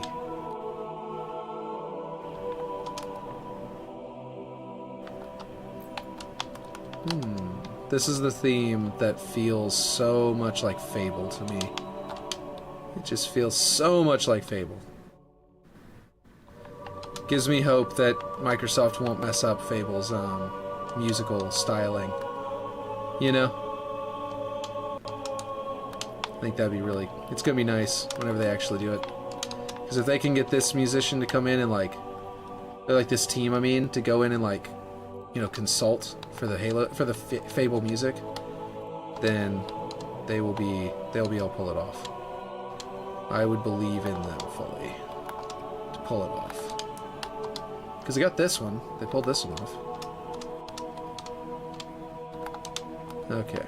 I kind of like the way that kind of terminates the edge there, but it is taking up this entire area, cliffside. So I'd need to bring like this entire thing in, which wouldn't be the end of the world, because I think it would be fine to bring it in closer there. That actually doesn't look bad at all. And kind of looks pretty good. What about over here? Yeah, that looks fine. Looks good. Alright. Alright, so then basically we would have this area here. You'd be able to combat over there. You'd be able to get down here. Yeah, that's pretty good. Okay. Let's see. What was I about to do? I don't remember why I paused it. I was about to go do something, and then I was like, wait a minute. What am I even looking at? Let's see. Okay, I think I want to maybe put a rock here that, like, a flying vehicle could see this gate from, like, head on, but if they're up here, they start to lose sight of down... Excuse me, of down there, so that they have to come down here and sort of fight them head on. Because a flying vehicle, I keep on having that in my mind, of where the flying vehicle is going to be, how it's going to behave, and stuff like that, because I do want to have, like, a wasp in here. I don't know if I want the Banshee. The Banshee would just be, like, going and, like, coming in and doing bombing runs and stuff like that, because it has to move forward all the time. But because it has to move forward all the time, there's, like, who is it going to pick to aim at? It'll be really, really lame to fly a Banshee around this map. Not, like, weak or overpowered. I think you'd just be constantly running from people. You'd never really be fighting. So I don't like the idea of a Banshee on here, but a Wasp on here would be able to, like, hover along this edge and be really scary looking to anybody inside there, which will make them, like, you know, use these for cover and bolt and, like, go find a new weapon and all sorts of stuff like that. So I think that'll work nicely. This archways, this gold design, I want to keep. So I'm not sure where I'm going to put I think I'm going to put a really thin stone arch on the inside there, like I was saying before. But it didn't occur to me exactly where I needed to put it until I was just now thinking about it. Let's go ahead and drop that in there real quick. Let's see. Primitives. I think it's going to be rings that I have to use, like the ones on the ground there. I could probably just copy one of them, now that I think about it. And then we will go to 45 degrees. Which song is this one? Don't remember it. That should center it pretty well, and I can scale it up.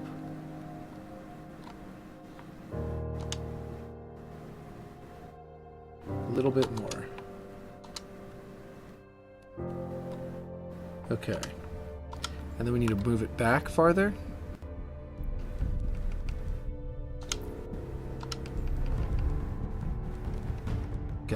Such good music. Okay, so, anyway. Alright, so this is going to be our backdrop, and then we're going to build some cool stuff in front of it. So we need to do some textures. Not brushed. Not that. Let's see, not brick sturdy, please. Jesus, that looks terrible. Okay, brush, let's see, carapace. Okay, what are we going to do? Why is it not? Oh, it's back to the top one. That one wouldn't be bad for a stone structure if you shift it to gray, but the angle is all wrong. So unless it's better on the other side, nope. Let's see. Like if you did this and you shifted to a gray color, you could like do that, and you could like put this at like 0.9 to where it, or bring it down a little more to where it kind of has a brownish color to it. Yeah, that looks pretty good, but it's just too brick. Too much like brick, you know? Let's go back to no color on that, and we'll keep trying other stuff. Coarse dirt, ceramic tiles would be kind of cool.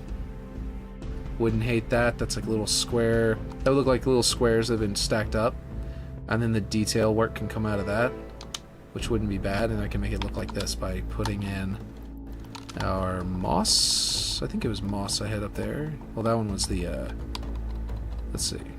Right? Where's my moss? There it is. I went too far. And then bring that up to full. And what did I set this to? This was set to...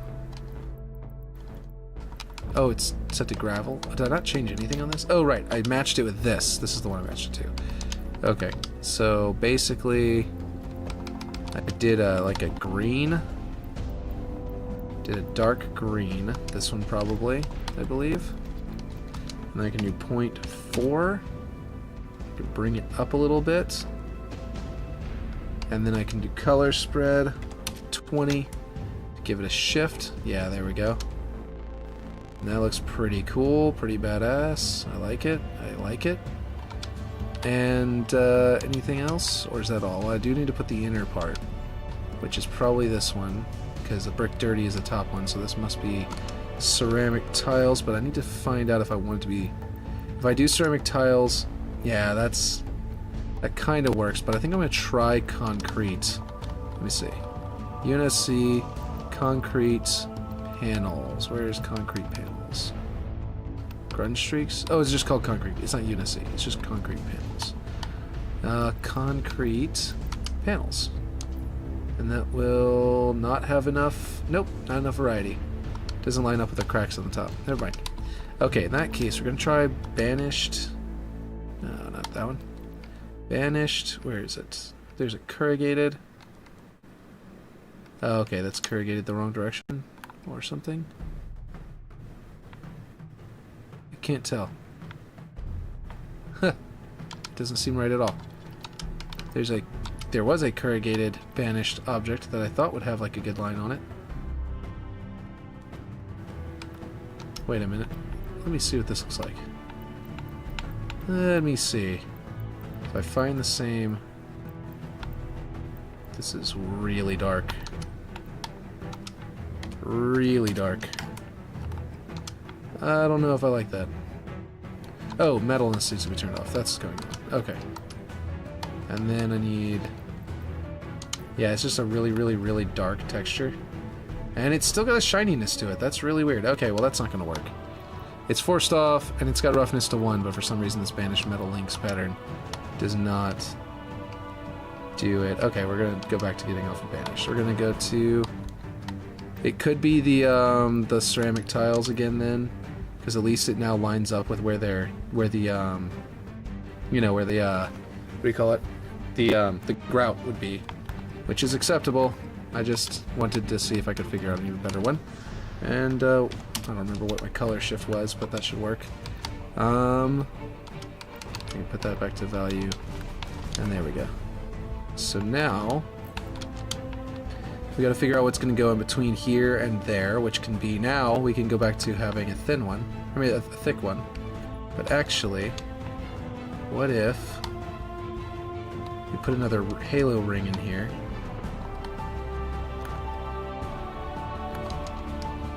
Would this work?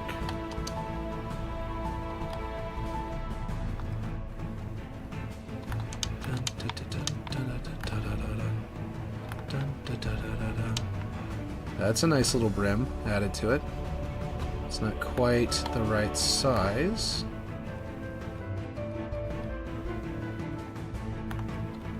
That works. Okay. Nice, nice. I like that. It's got the repeating gold inside, but I probably can cover this one up and it won't be a problem. Losing one of them is fine. Losing both of them would be terrible. So I was trying to keep the other one like active. You know what I mean? Keep it there. Another. This is an example. I'm not actually going to use this one, but like what I'm thinking about doing now is some kind of support structure that sort of comes from like the bottom part and goes all the way to the top like this. Something akin to this. Actually, this isn't looking bad, so I might actually keep this. Kind of keeps with that sort of texture it's going. That sort of shape language, I guess, that we're going with here. It keeps it patterned well between the might be too much, but anyway, if the point is that, yeah, something like this. And then I could go to the inside there too. Music turned off. Music turned off. Suddenly got real quiet up in here. Okay, let's see. And then we can do that. Nope. Nope, we should not do that. So this looks kind of cool. I kind of like it as a shape, but I feel like I would need to do it without the gold, because the gold is already used up there and over there. And if I have the gold on this part, it won't look any good. But also, would this even look good if it was repeated? It might be too thick. And to get it the proper thickness there, I had to make it thicker. So is that any good there? I don't... Like, it could be cool, but I don't know about it. I don't know if I like it. I think I'll probably try a different object there finally. Let's see. But which one? Forerunner has some really nice, like... Ooh, actually, wait a minute. Hold the phone. How would this thing look if it was here and had this piece like that? You see how it's that thickness right there? If I match up this thickness, and then it comes down to here, and then I bring it down, of course, because I won't need these. So I would bring it down to like there and find the right spot where it becomes a nice support piece, and then it has this shape here.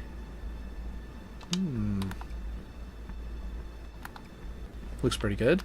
Let's try and make it look like stone. Geometrically, it looks really good. Now let's make it look like stone, is what I mean to say. Okay, concrete. Cracked would be kind of cool. Let's try that one. Let's go to grime layer and make it look like our moss. Oh, there we go. Ooh, this moss is very muted. It's like only in those grooves. And I think inside here, yeah, it's inside there. That's a little different, but that's okay because I'm gonna go to this concrete and I'm gonna give it that green shift. That overall green color shift. Is it this one? I think it was this one, right? Let me see. It is that one. Okay, one to the side. Whoops. Okay. There. And then we can bring it up a bit. Oh, color spread, right. I need that color spread to make it look more natural. What was the color spread? 20. Well, I guess it's different for every object, so I don't really need to pull off that one. I need to go look at what it would look like. Yeah, we might need to go all the way up to 60 on this one, for example, to give us like a difference. That's what basically turns our color. Like, this is too intense now. We need to bring that down. And it changes our color that's shifting our entire structure into being a more inconsistent, you know, green, which is what we want. That must be the correct green, because that one's matching that one. But I still think that this could go up even more, maybe to 80. Yeah, now we're getting like completely different colors inside there, almost like a purple, a pink, which up close doesn't look good, but back here it'll kind of create a difference in the stone texture enough to kind of look like there's different areas of the growth. And then we can grab this Forerunner trim and make it look like our ring, our metal ring up top, you know, and see if this all works out, because it's still sort of experimenting, but that's right, this is the color we'd go off of. 0.3, that one, 10. Okay, so not this one, it's this one. 0.3. Do I have a color spread on there? Whoops, this one? Yeah, I have 10. That's right, I just said 10. 10, there we go. And then I think I need to make it taller, so that the kind of lines up like, oop, nope, that's too much because the way now it's hitting that ring there in a bad way.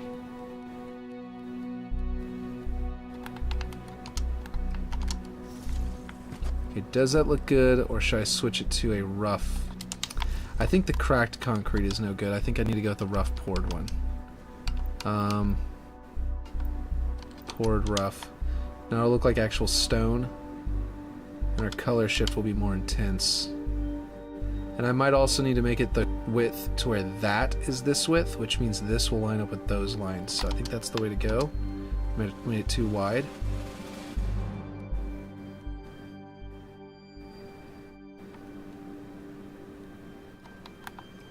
Or it'll go and line up like that. I think it's too green. So let me bring this down just one tick. And then that emissive, Forerunner emissive, could continue to be a light, but I might change that off of Forerunner emissive and put it to something else. I might even make it look like some kind of gemstone, but I'm thinking not. Let's just go with some kind of simple. We'll go with gravel. Make it look like a part of rock, a piece of rock there. Is this the way to go? I mean, I did all this work on it, but it may still be wrong. Let's clean that side up a little bit.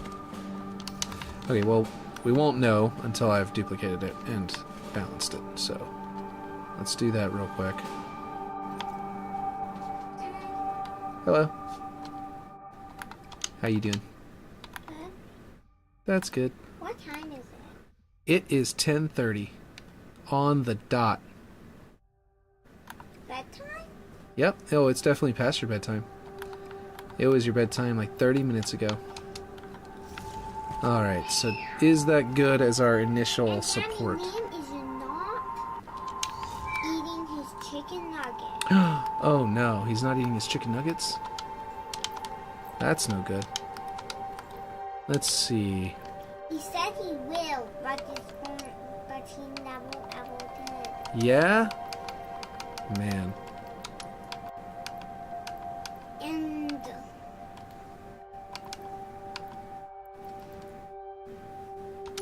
And what? And it would take, and it's going to take forever. It's what? I keep asking him if he's going to eat, and he says yes, but he never does. Oh man. That's rough. Well, eventually he'll eat. His chicken nuggets and the rest of his french fries. Maybe. He might even eat other stuff. Let's see, what's our Z? Liam, are you ever going to eat chicken nuggets? This is very clearly a completely different scale object. I was planning on doing switching the doorway to this kind, but now I'm seeing it's very different. In fact, it'll fill in the hole up there pretty easily. I might, yeah. And then I can bring this up.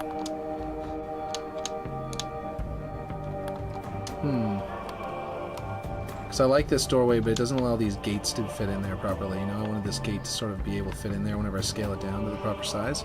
And I'm thinking that this is actually this is a good way of creating filling in this spot, you know? We've got this sort of gap there, and then we can just bring this up. In which case, I would probably want to make it a larger ring to fit there, and to fit the gap of the area around it. I don't know. Maybe not. Maybe this is still a better... I think that proportionally is better looking, but then this is like way too closed off. I think I need to put a different door. Maybe, let's see. I'm obviously probably just going to build a door eventually, but like... I probably am going to want to just do like one of these or something for my block out. Oh no, I'll just leave this one and I'll just build a door afterward. Yeah, that's probably for the best. Okay, anyway, let's go back into figuring this out. I just realized I need to close this hole up, right? To close this hole up, let's see. Man, we need a semicircle. There's a, down here, there's primitives, you know, and there's cylinders. A primitive cylinder half, like a semicircle, would be extremely useful. But I don't, because we've got rings, and they can go to half. But that leaves this giant hole in the middle, you know? So you have to keep on putting another ring and another ring and another ring until it's smaller and smaller and smaller and it fills it in. That's a little bit, you know, difficult and annoying. And I don't even think there's a curved floor piece that would be like a... Right? What's up? Neil is playing with the PlayStation cable. The cable we use to plug in the controller. Okay, well don't let him. Take it away from him. I can't take it away from him. He wants I believe to in you. watch me. We'll bring him here. Bring him here. Let's see. Alright, so what I was saying was, we need that... We really could use one of those. Let's see. Pyramid cylinders, cones. Cones will kind of do... No, it's just be basically the same as a cylinder. You know? Just huge and coming down into my doorway. So...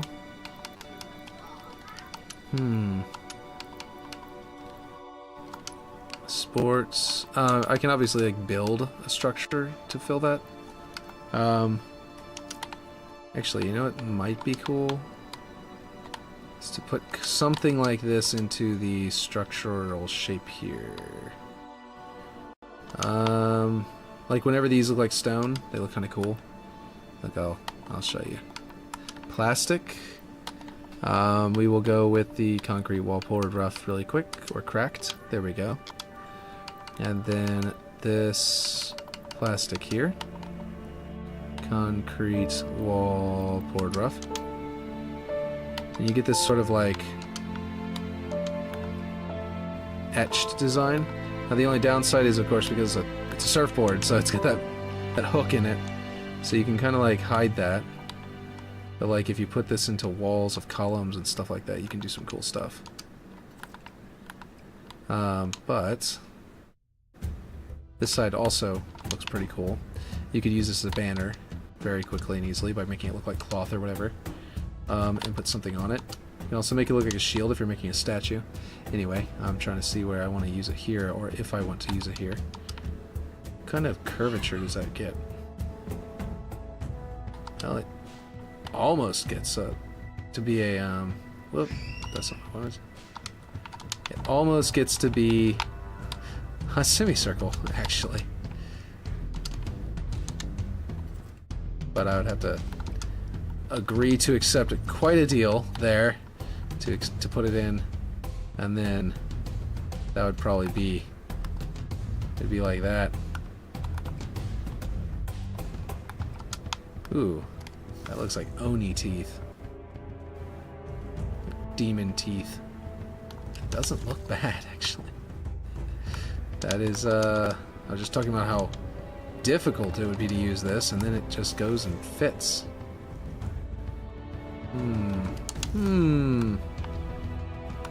This trim, though, is going to be really hard to do anything with because it's a trim.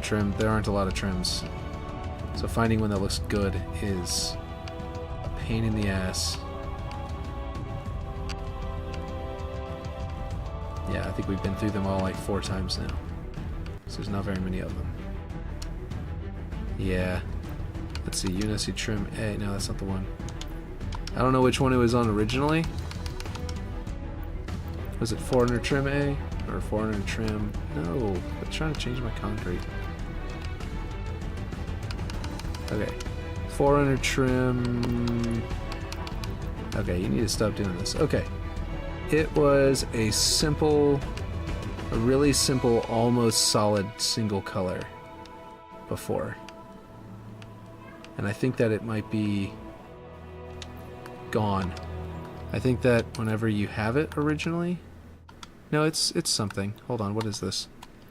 Trim concrete. Okay. That shouldn't be too hard to find. Trim... Oh, that's it there. That is the one I ended up settling on. Well, one of the... I think I'd have to rotate them to get these teeth to poke out. And, I don't know. I don't know if I like this. It's not enough to look good. Looks real rough. You know what I mean? Really, really rough.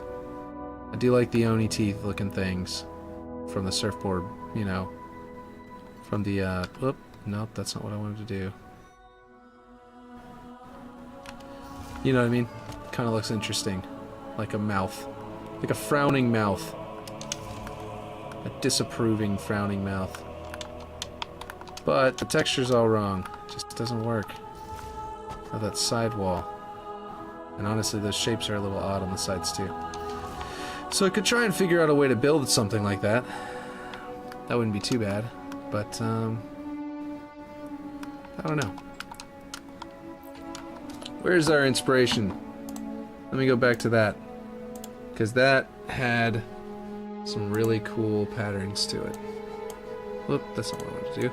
And we hadn't gotten to those patterns yet. Making these kinds of patterns would be really cool. Okay, so this would be really simple, like putting a pattern in there and then like putting some strips of like the walls, for example, the wall curved on there. It'll work out nicely. These are cool looking. Wow. These other suggestions they have down here are awesome. Huh. A lot of curved buildings though. Curvature is the hardest thing in Infinite Forge, so maybe not so much right now. But anyway. Let's do... Apparently I have to update my Chrome. Okay, so we've got some of that kind of shape to it already. What happens whenever we flip this around? Does that look better? This one. Bring this back out until it matches there. Make sure it's not wrong over here. It does look better. Why did I do it the other way around? Make it look good up here.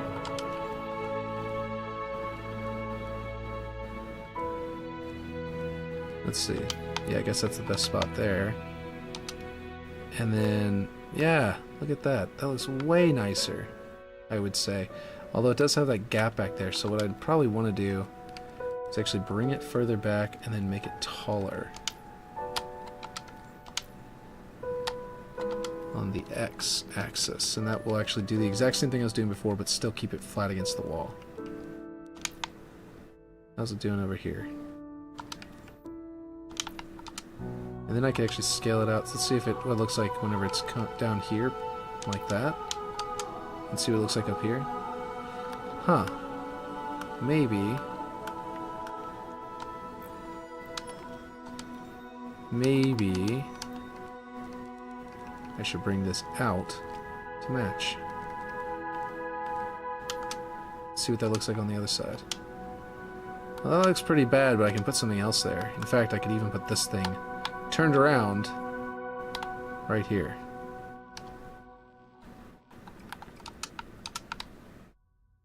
Which could theoretically even it out quite nicely.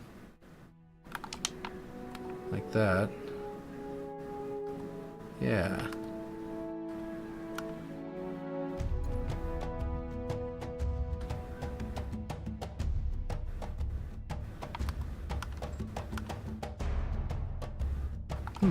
Well, would you look at that? Looks very nice. Okay. Yeah. Oh, that's looking better. I do think that these two need to be... How they need to be greener again. To better match that, because they're protruding more. Like the way that they're turned around, they were more subdued. Now that they're protruding out like this, I feel like they need to be a little bit more, like, dominant looking, you know? This area needs to match that a little better. Which... Did I have this source off? No, it was definitely turned on before. I must have turned this down or something to make it match. That there? Or maybe I need to bring this up. Yeah, there we go. Okay, let's bring this back to 1. And then bring this up a bit to make it sort of match that color over there. That's better. And I can bring the moss back up because I flipped it around. I think the moss was bad on the other side, but it looks great on this side, I think. And now it's a lot less, you know, a lot more stretched out to its proper shape instead of being kind of warped before. Let's see, I think this needs to be at 0.85. That's what I'm trying to say. 0.85. No, now it's not green enough to match the area above it. Yeah. Or its color shift is too much. Let's bring this back down. Try to match up there. There we go. Now it's matching. Okay. I could even actually like dangle a lantern right there, which would be kind of cool. That would give me a light in this area, which would also be pretty dope. And then I need something above this. You know, something above these banners to sort of hold them in place. And a recessed portion of stone right there. So let's go back to my inspiration, see if anything like that is on here. We do not have anything like that, unless I like followed off of like this.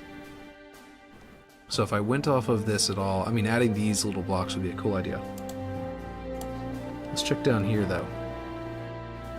That is literally banners in a recessed stone. If I could do something like that on each side, like a small version of this giant arch, you know? Either a copy of this, where I bring it down small. Yeah, see, that's getting too thin, and then it feels really weak compared to that other one. If it was the same proportionally, you know, then it would make sense. But right now, it just feels really odd. Yeah, that's not the way to go. I think making something else, a little simpler piece, I'm not sure. We're gonna see. We're gonna see if I can make a primitive ring. Primitive ring and go like... Can I make the primitive ring pull up from here and then do the same over here? Whoops, did I get this right? No, I didn't. There we go. And then have that go into a half. Let me see if this works. Gosh, where these actual snapping points are on these halves is terrible. Okay. Right? And then that... If we raise it all up, this is just the idea. We have something to hang this from. What's up? If it's keeping you awake, you do.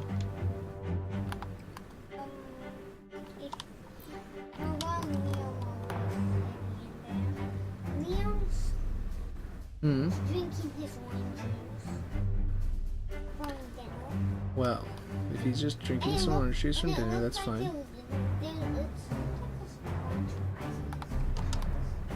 You put french fries in his orange juice? Two. Gross.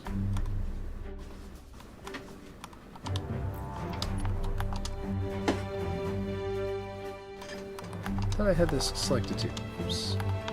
Alright, so that could work. Might bring it back out a bit. Went back too far. There we go. Yeah, there we go. And now I need a wall piece. A basic... Where are my normal wall pieces at? I don't think I have any left. I think I warped... Oh wait, this one's normal wall piece. Yes. And then I can warp it to fit whatever I need to be. You know, potentially, but like... Basically, just trying to get one first.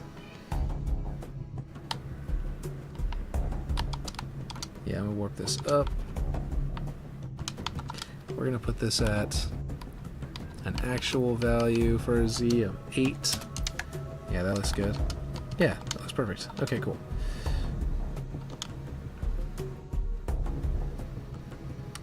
Okay, so then these need to go taller. They're at 22, we're gonna go to 24. And then we'll snap that to 24. 24.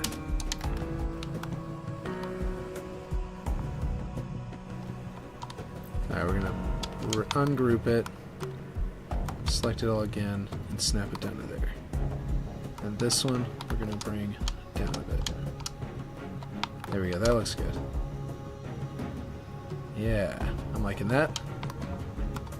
And then, of course, we need some of this might actually end up being a final bit of art, because it might just be like textured to look like stone and stuff, because it just, you kind of have to sort of build things out like this sometimes. So in the end, this might actually be the exact measurements here. Let's see. This should be, I guess, 10.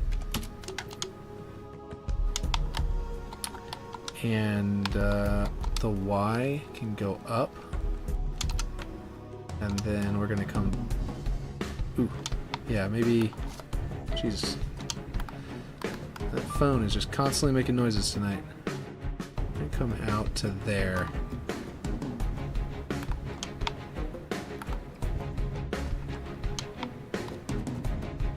Right to there. Okay.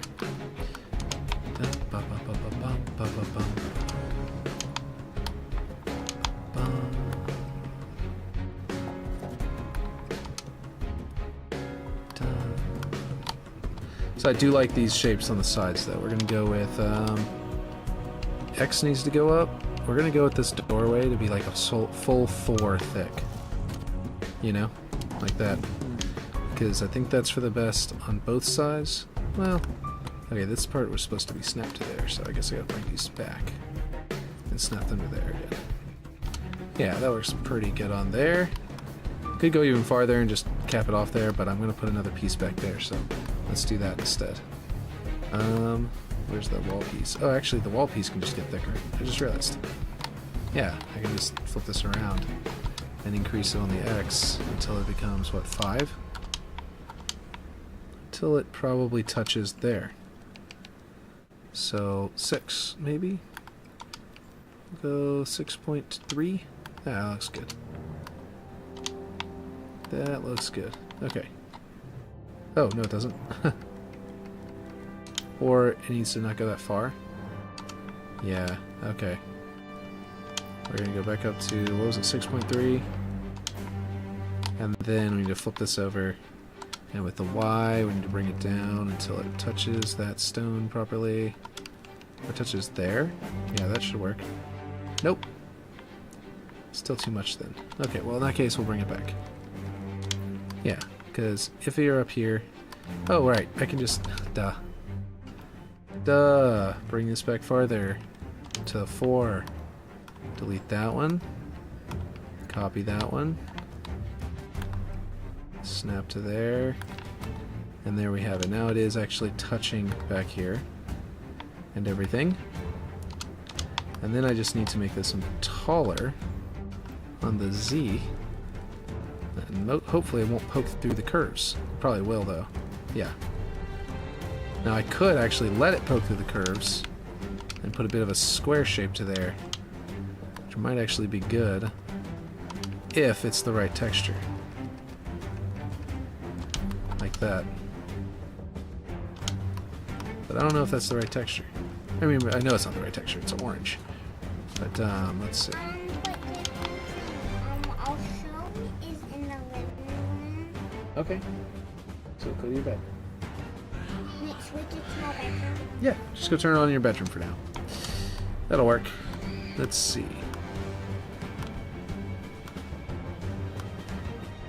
Let's see now. Grab all of this. Do I have anything back here? Yes, this one and this one.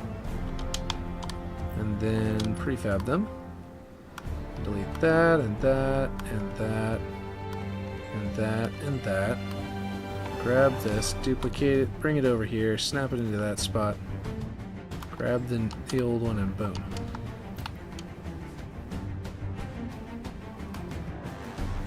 Okay.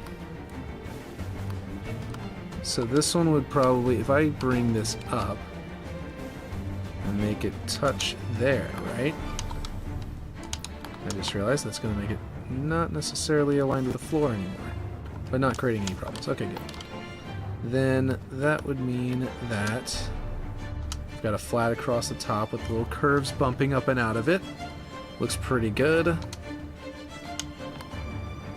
And then I would just need to fill in that, which can be done with a big flat cube, big flat rectangle that's sort of smaller than this.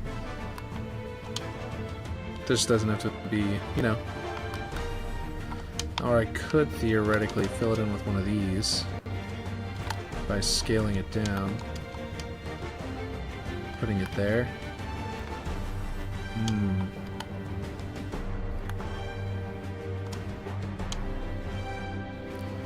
Gosh, this one just slaps.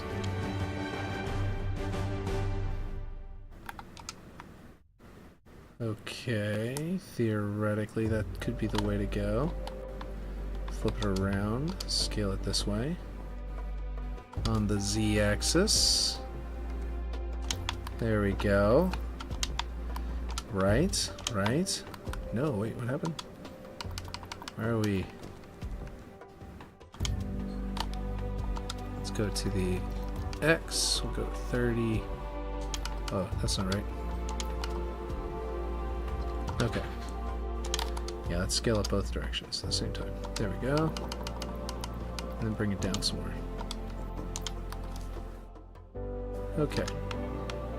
Alright, let's go back up to the Z-axis. No, wrong. Here we go. Boom. There. And then we want to put some like stones around this curve. Sort of like the one we had before. Actually, like our inspiration piece. Oh, I see. It's a gap forming. Whoop. Here we go. So that means there's a gap down here now? Yeah. Okay. So I still need to scale it up just a tad more. Oh, I see what's happening. I'm not centered anymore. That's what's creating that gap. There we go. Because I'm scaling in two directions at once, it's scaling up and to the right at the same time. And then I'm only adjusting the height, so it was not quite centered anymore. Let's see what it looks like on this side. Okay, yeah, there we go. So this is all we gotta do now, is center it this way. There we go. And then I can adjust how it looks back here. Because obviously that doesn't look too good. But I can rebuild, I can build the backside. If I have to, I can abandon this piece and find a new one, but I think it's working good. Let's see. But yeah, like I was saying, I need to put some blocks. What I would do is probably, like I said, I'm not gonna block them. I'm mostly blocking this out, so this isn't gonna be like art yet. What I'm gonna do is do some simple.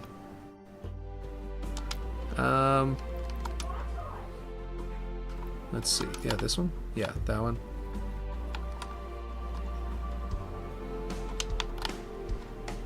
Tiny little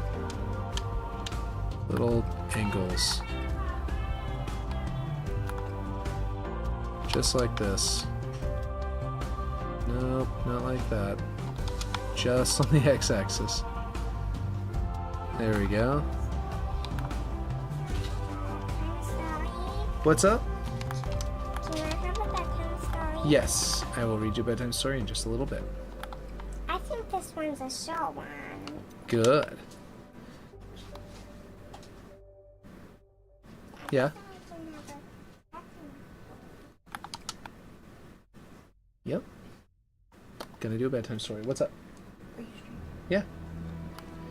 Okay, so... Yep, almost done though.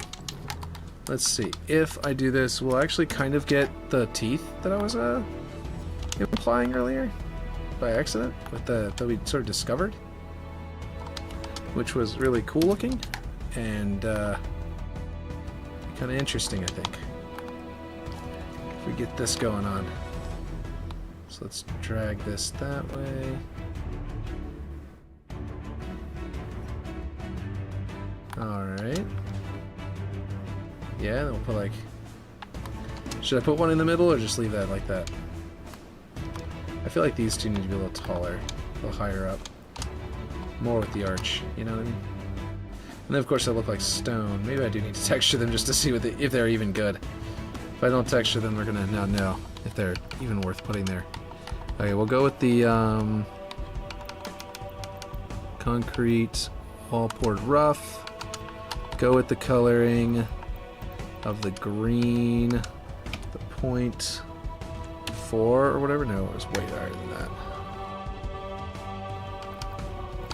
And then what was it, like 40 here, and then it was the moss. There it is, moss B. Bring that up. They're a little too gray. I think they need to shift a little more green, and then it'll be perfect. I think. Yeah.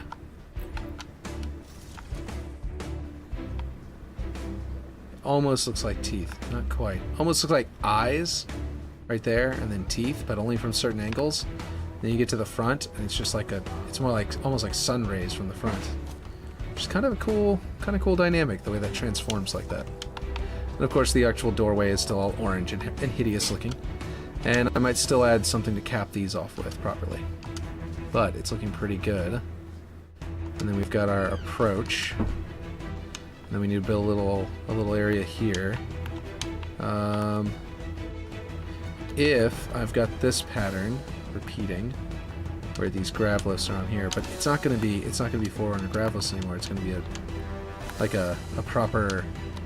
It's going to be like a what do you call it? A Yoroi grav lift that I'm going to build. So I don't know if this is even a good idea to put here. It's actually going to be more of a I should look up like sacred stones, like Japanese style. Like I've got the torii gate, you know, but having like a little platform you would like sit on to meditate, maybe something like a Buddhist, you know, style thing like that would be cool. But I need to like actually research them because I don't want to just throw them in without context, you know. I don't like to do that, so I would rather have an actual context to it. Let's see. I'm gonna go thick. I'm gonna make this wall a little thicker. Yeah. Yes, I am. Just a minute. I'm not ready yet. So that's sort of blocked out there. And it looks like our inspiration piece. The large gate, little door. We don't have the we don't have like the thing that I was saying about the vertical posts here. I could throw those in there really quick. Let's go to actually, you know what? So I don't have to delete them and put them back in later. Let's go to not accents, biomes. It's trees, logs. What am I looking at here? That one looks pretty good. That one is like barked though. Let's see if there's one. Yeah, the bark is okay. Can I retexture these? Can I recolor them? I don't think I can because they're plants. Let's see. But let's go with. Is this the one that I want to go with? No, hold on. That one. You gotta be patient, Aurora. Okay, so like if I wanted to like scale these to fit, right? And I said, okay, maybe it's too roughed up on the edge, but it could look like broken wood. It's supposed to be old and gnarly. That is leaning way too far to the left there. Like this. And I don't believe, like I said, I don't think this one can retexture. No, it can't. Let me get that music going while we finish up. It turned off. Okay. Oh, it'll kind of hide the gnarliness behind that little wooden panel there. So if it ends up being no good, with how rough it is, I can do that. I can sort of like bring it up into the roof just below the roof line. Sort of like give a nice little rough structure to it. Hold on. That one's way too far. Or maybe I do like that. I don't like that's leaning out here, actually. I don't like that it would lean this way. I could, but you also need to be a little more patient. Like that, maybe? But I might make it more structured. Don't know. Anyway. The purpose of this was to make our beam across it. So that we have, you know, a connection point here as well, which I can put this one well into the wall so it hides the roughness very well. Whoops. Okay, there we go.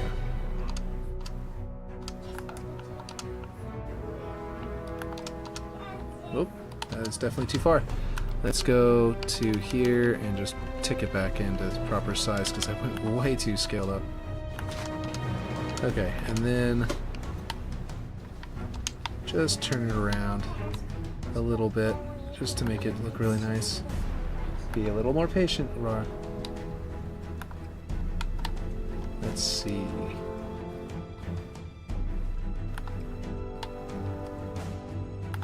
There we go. To basically make it to where you can't really, once you're in there, you're kind of locked in unless you want to jump out and like sort of abandon what you're trying to do here. You know what I mean? That was what we saw in the image, and I was thinking that that was probably a good thing for a block out, but we're gonna find out. It's gonna be something I want to try. I'm gonna make this one lean a little bit more this way. There we go. And that might be a good idea. Might be, might not be. Hole in the wall. And then, of course, we'd want to do something with a roof, with a like an awning kind of style thing, and some more posts here. And actually, if we do too much of an awning, it'll block the. Well, actually, if it's low enough, this is already blocked a little bit. Like you can get. It's more of a distance window than anything. This is the one where you get out and you sort of fight the people that are right outside the gate. But yeah. But it's also a means of, if you can jump high enough, you might be able to grab, jump in there. Oh, like from up here? Yeah, there you go. You can get up in there. Yeah, look at that. That's pretty cool. So there's some tactics around this thing, but that would expose you. You'd have to get up in front of the door, and then go like this, and sort of jump, and then you can kind of hide here to recharge your shields, and then come up here, and then you can actually engage people, and like, do all that. And just boom, jump into that grav lift. Of course, I hit the roof. I'm gonna put this wheel in there. Do you like my colorful wheel? Is it pretty? You wanna see, Aurora? I feel like this needs a little bit more color. Just like that. Just two. I am streaming. Yep. Right there, right in between those two, and then that means I need to do it here as well. No, you cannot be in the stream. Yeah, you're not supposed to try and be. You're supposed to try and stay out of the stream. Not more than 8.5. There we go. I like the way that looks. Fits more alongside these. I think these also might need to be a little bit more faded on these. A little more weathered looking. Maybe more than one of these.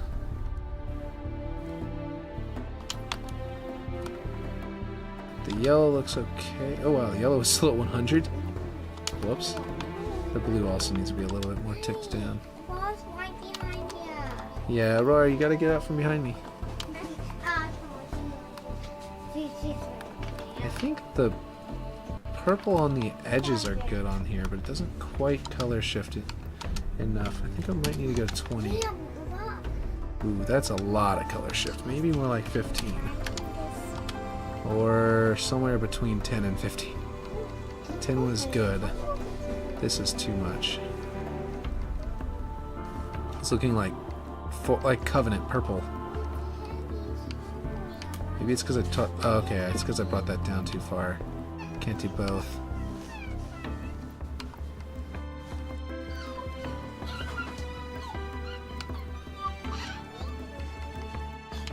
Yeah, that looks pretty good. Okay, well, it's back to kind of the blue it was originally. But anyway, the point is there'd be a little hill with a torii gate here. This was here, but it'd actually have to be more like down here. And it could create, but I think it's too much of a hill. Like, this hill is not the right one to use here. It's too boxy. I need to probably use this hill again. The problem is that if I try to imitate this hill on the other side of the map, it might be problematic. We're gonna see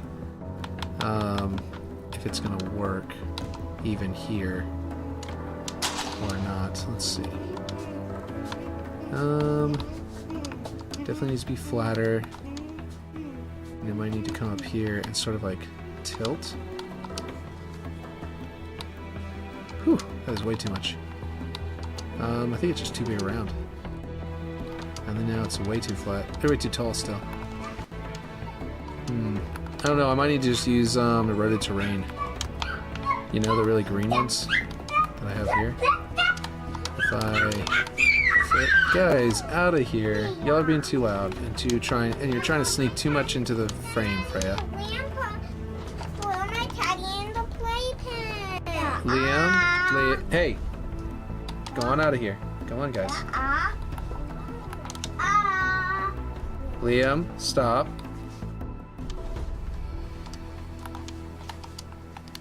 Hey, Liam, can you go get Aurora's toy out of the playpen? He can't? He's supposed to lift it.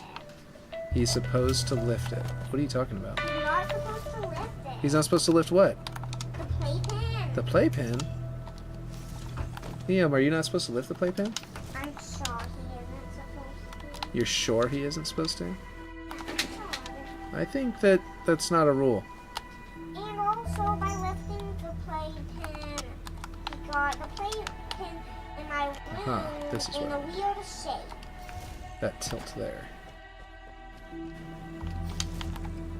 Give the teddy bear. Then I can Grab the teddy bear actually. and give it to me. So this torii gate is huge. It's a prefab torii gate that somebody made. It's gigantic. Torii gates are cool. Torii gates are large and they're very cool. Some of them are not that big, but I'll have to decide if I want to scale that down at all. But yeah, definitely want it to be farther from the gate if it's going to be this size. It makes that gigantic gateway. It is huge. It dwarfs that gigantic gateway, which doesn't make any sense.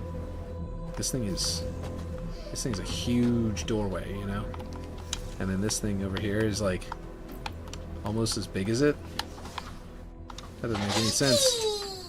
It's like, look at that. It's huge. Anyway, I'll still have to adjust that. It's still very, very big. But I do like it. I just need it to be smaller.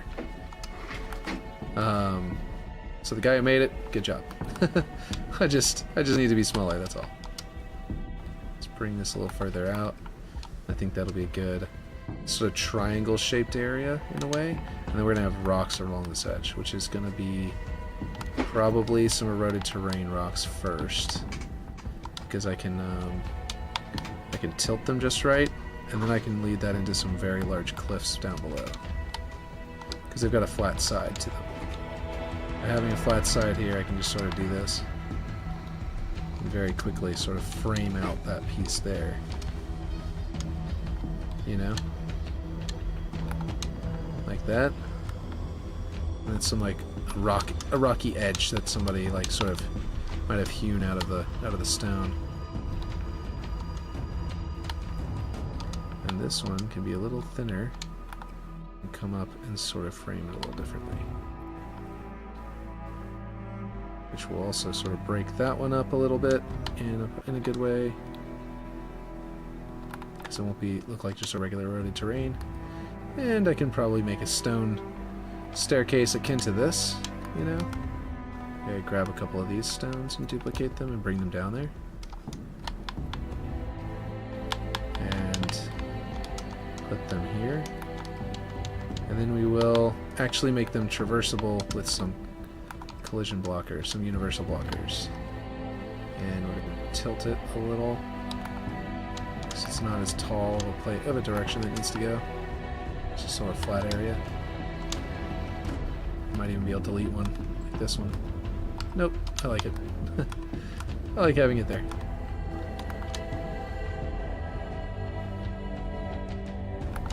Like that, there we go. But yeah, okay. That stone, these stones might be too big for this area.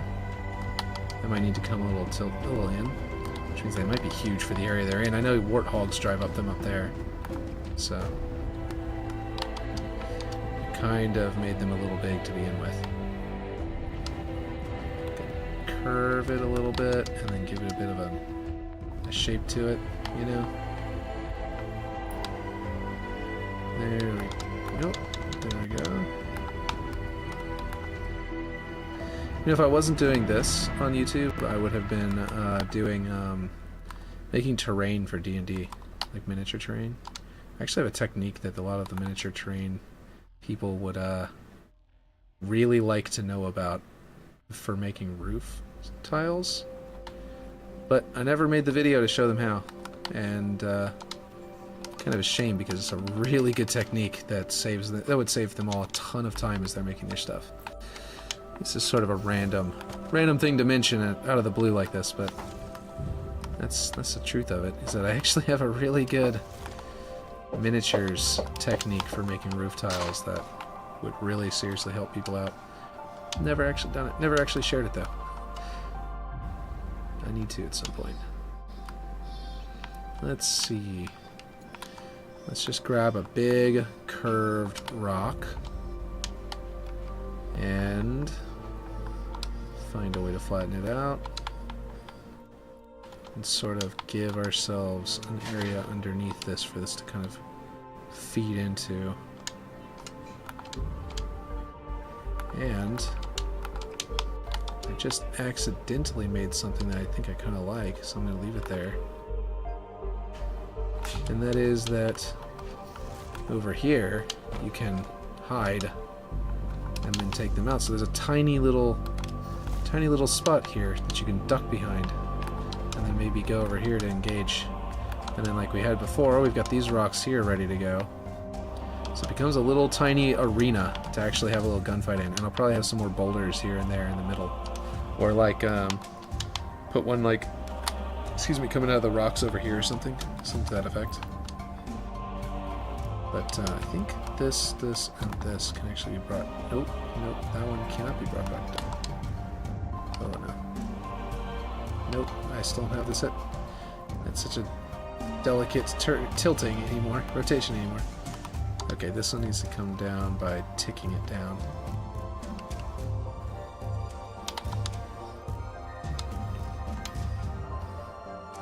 I think that this all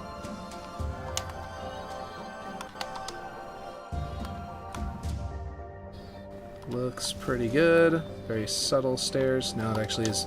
It's mostly smoothed out. So now once I put my collision objects in there, or my what do you call it? What is that called? Blockers. My blockers in there. It'll work out pretty nice.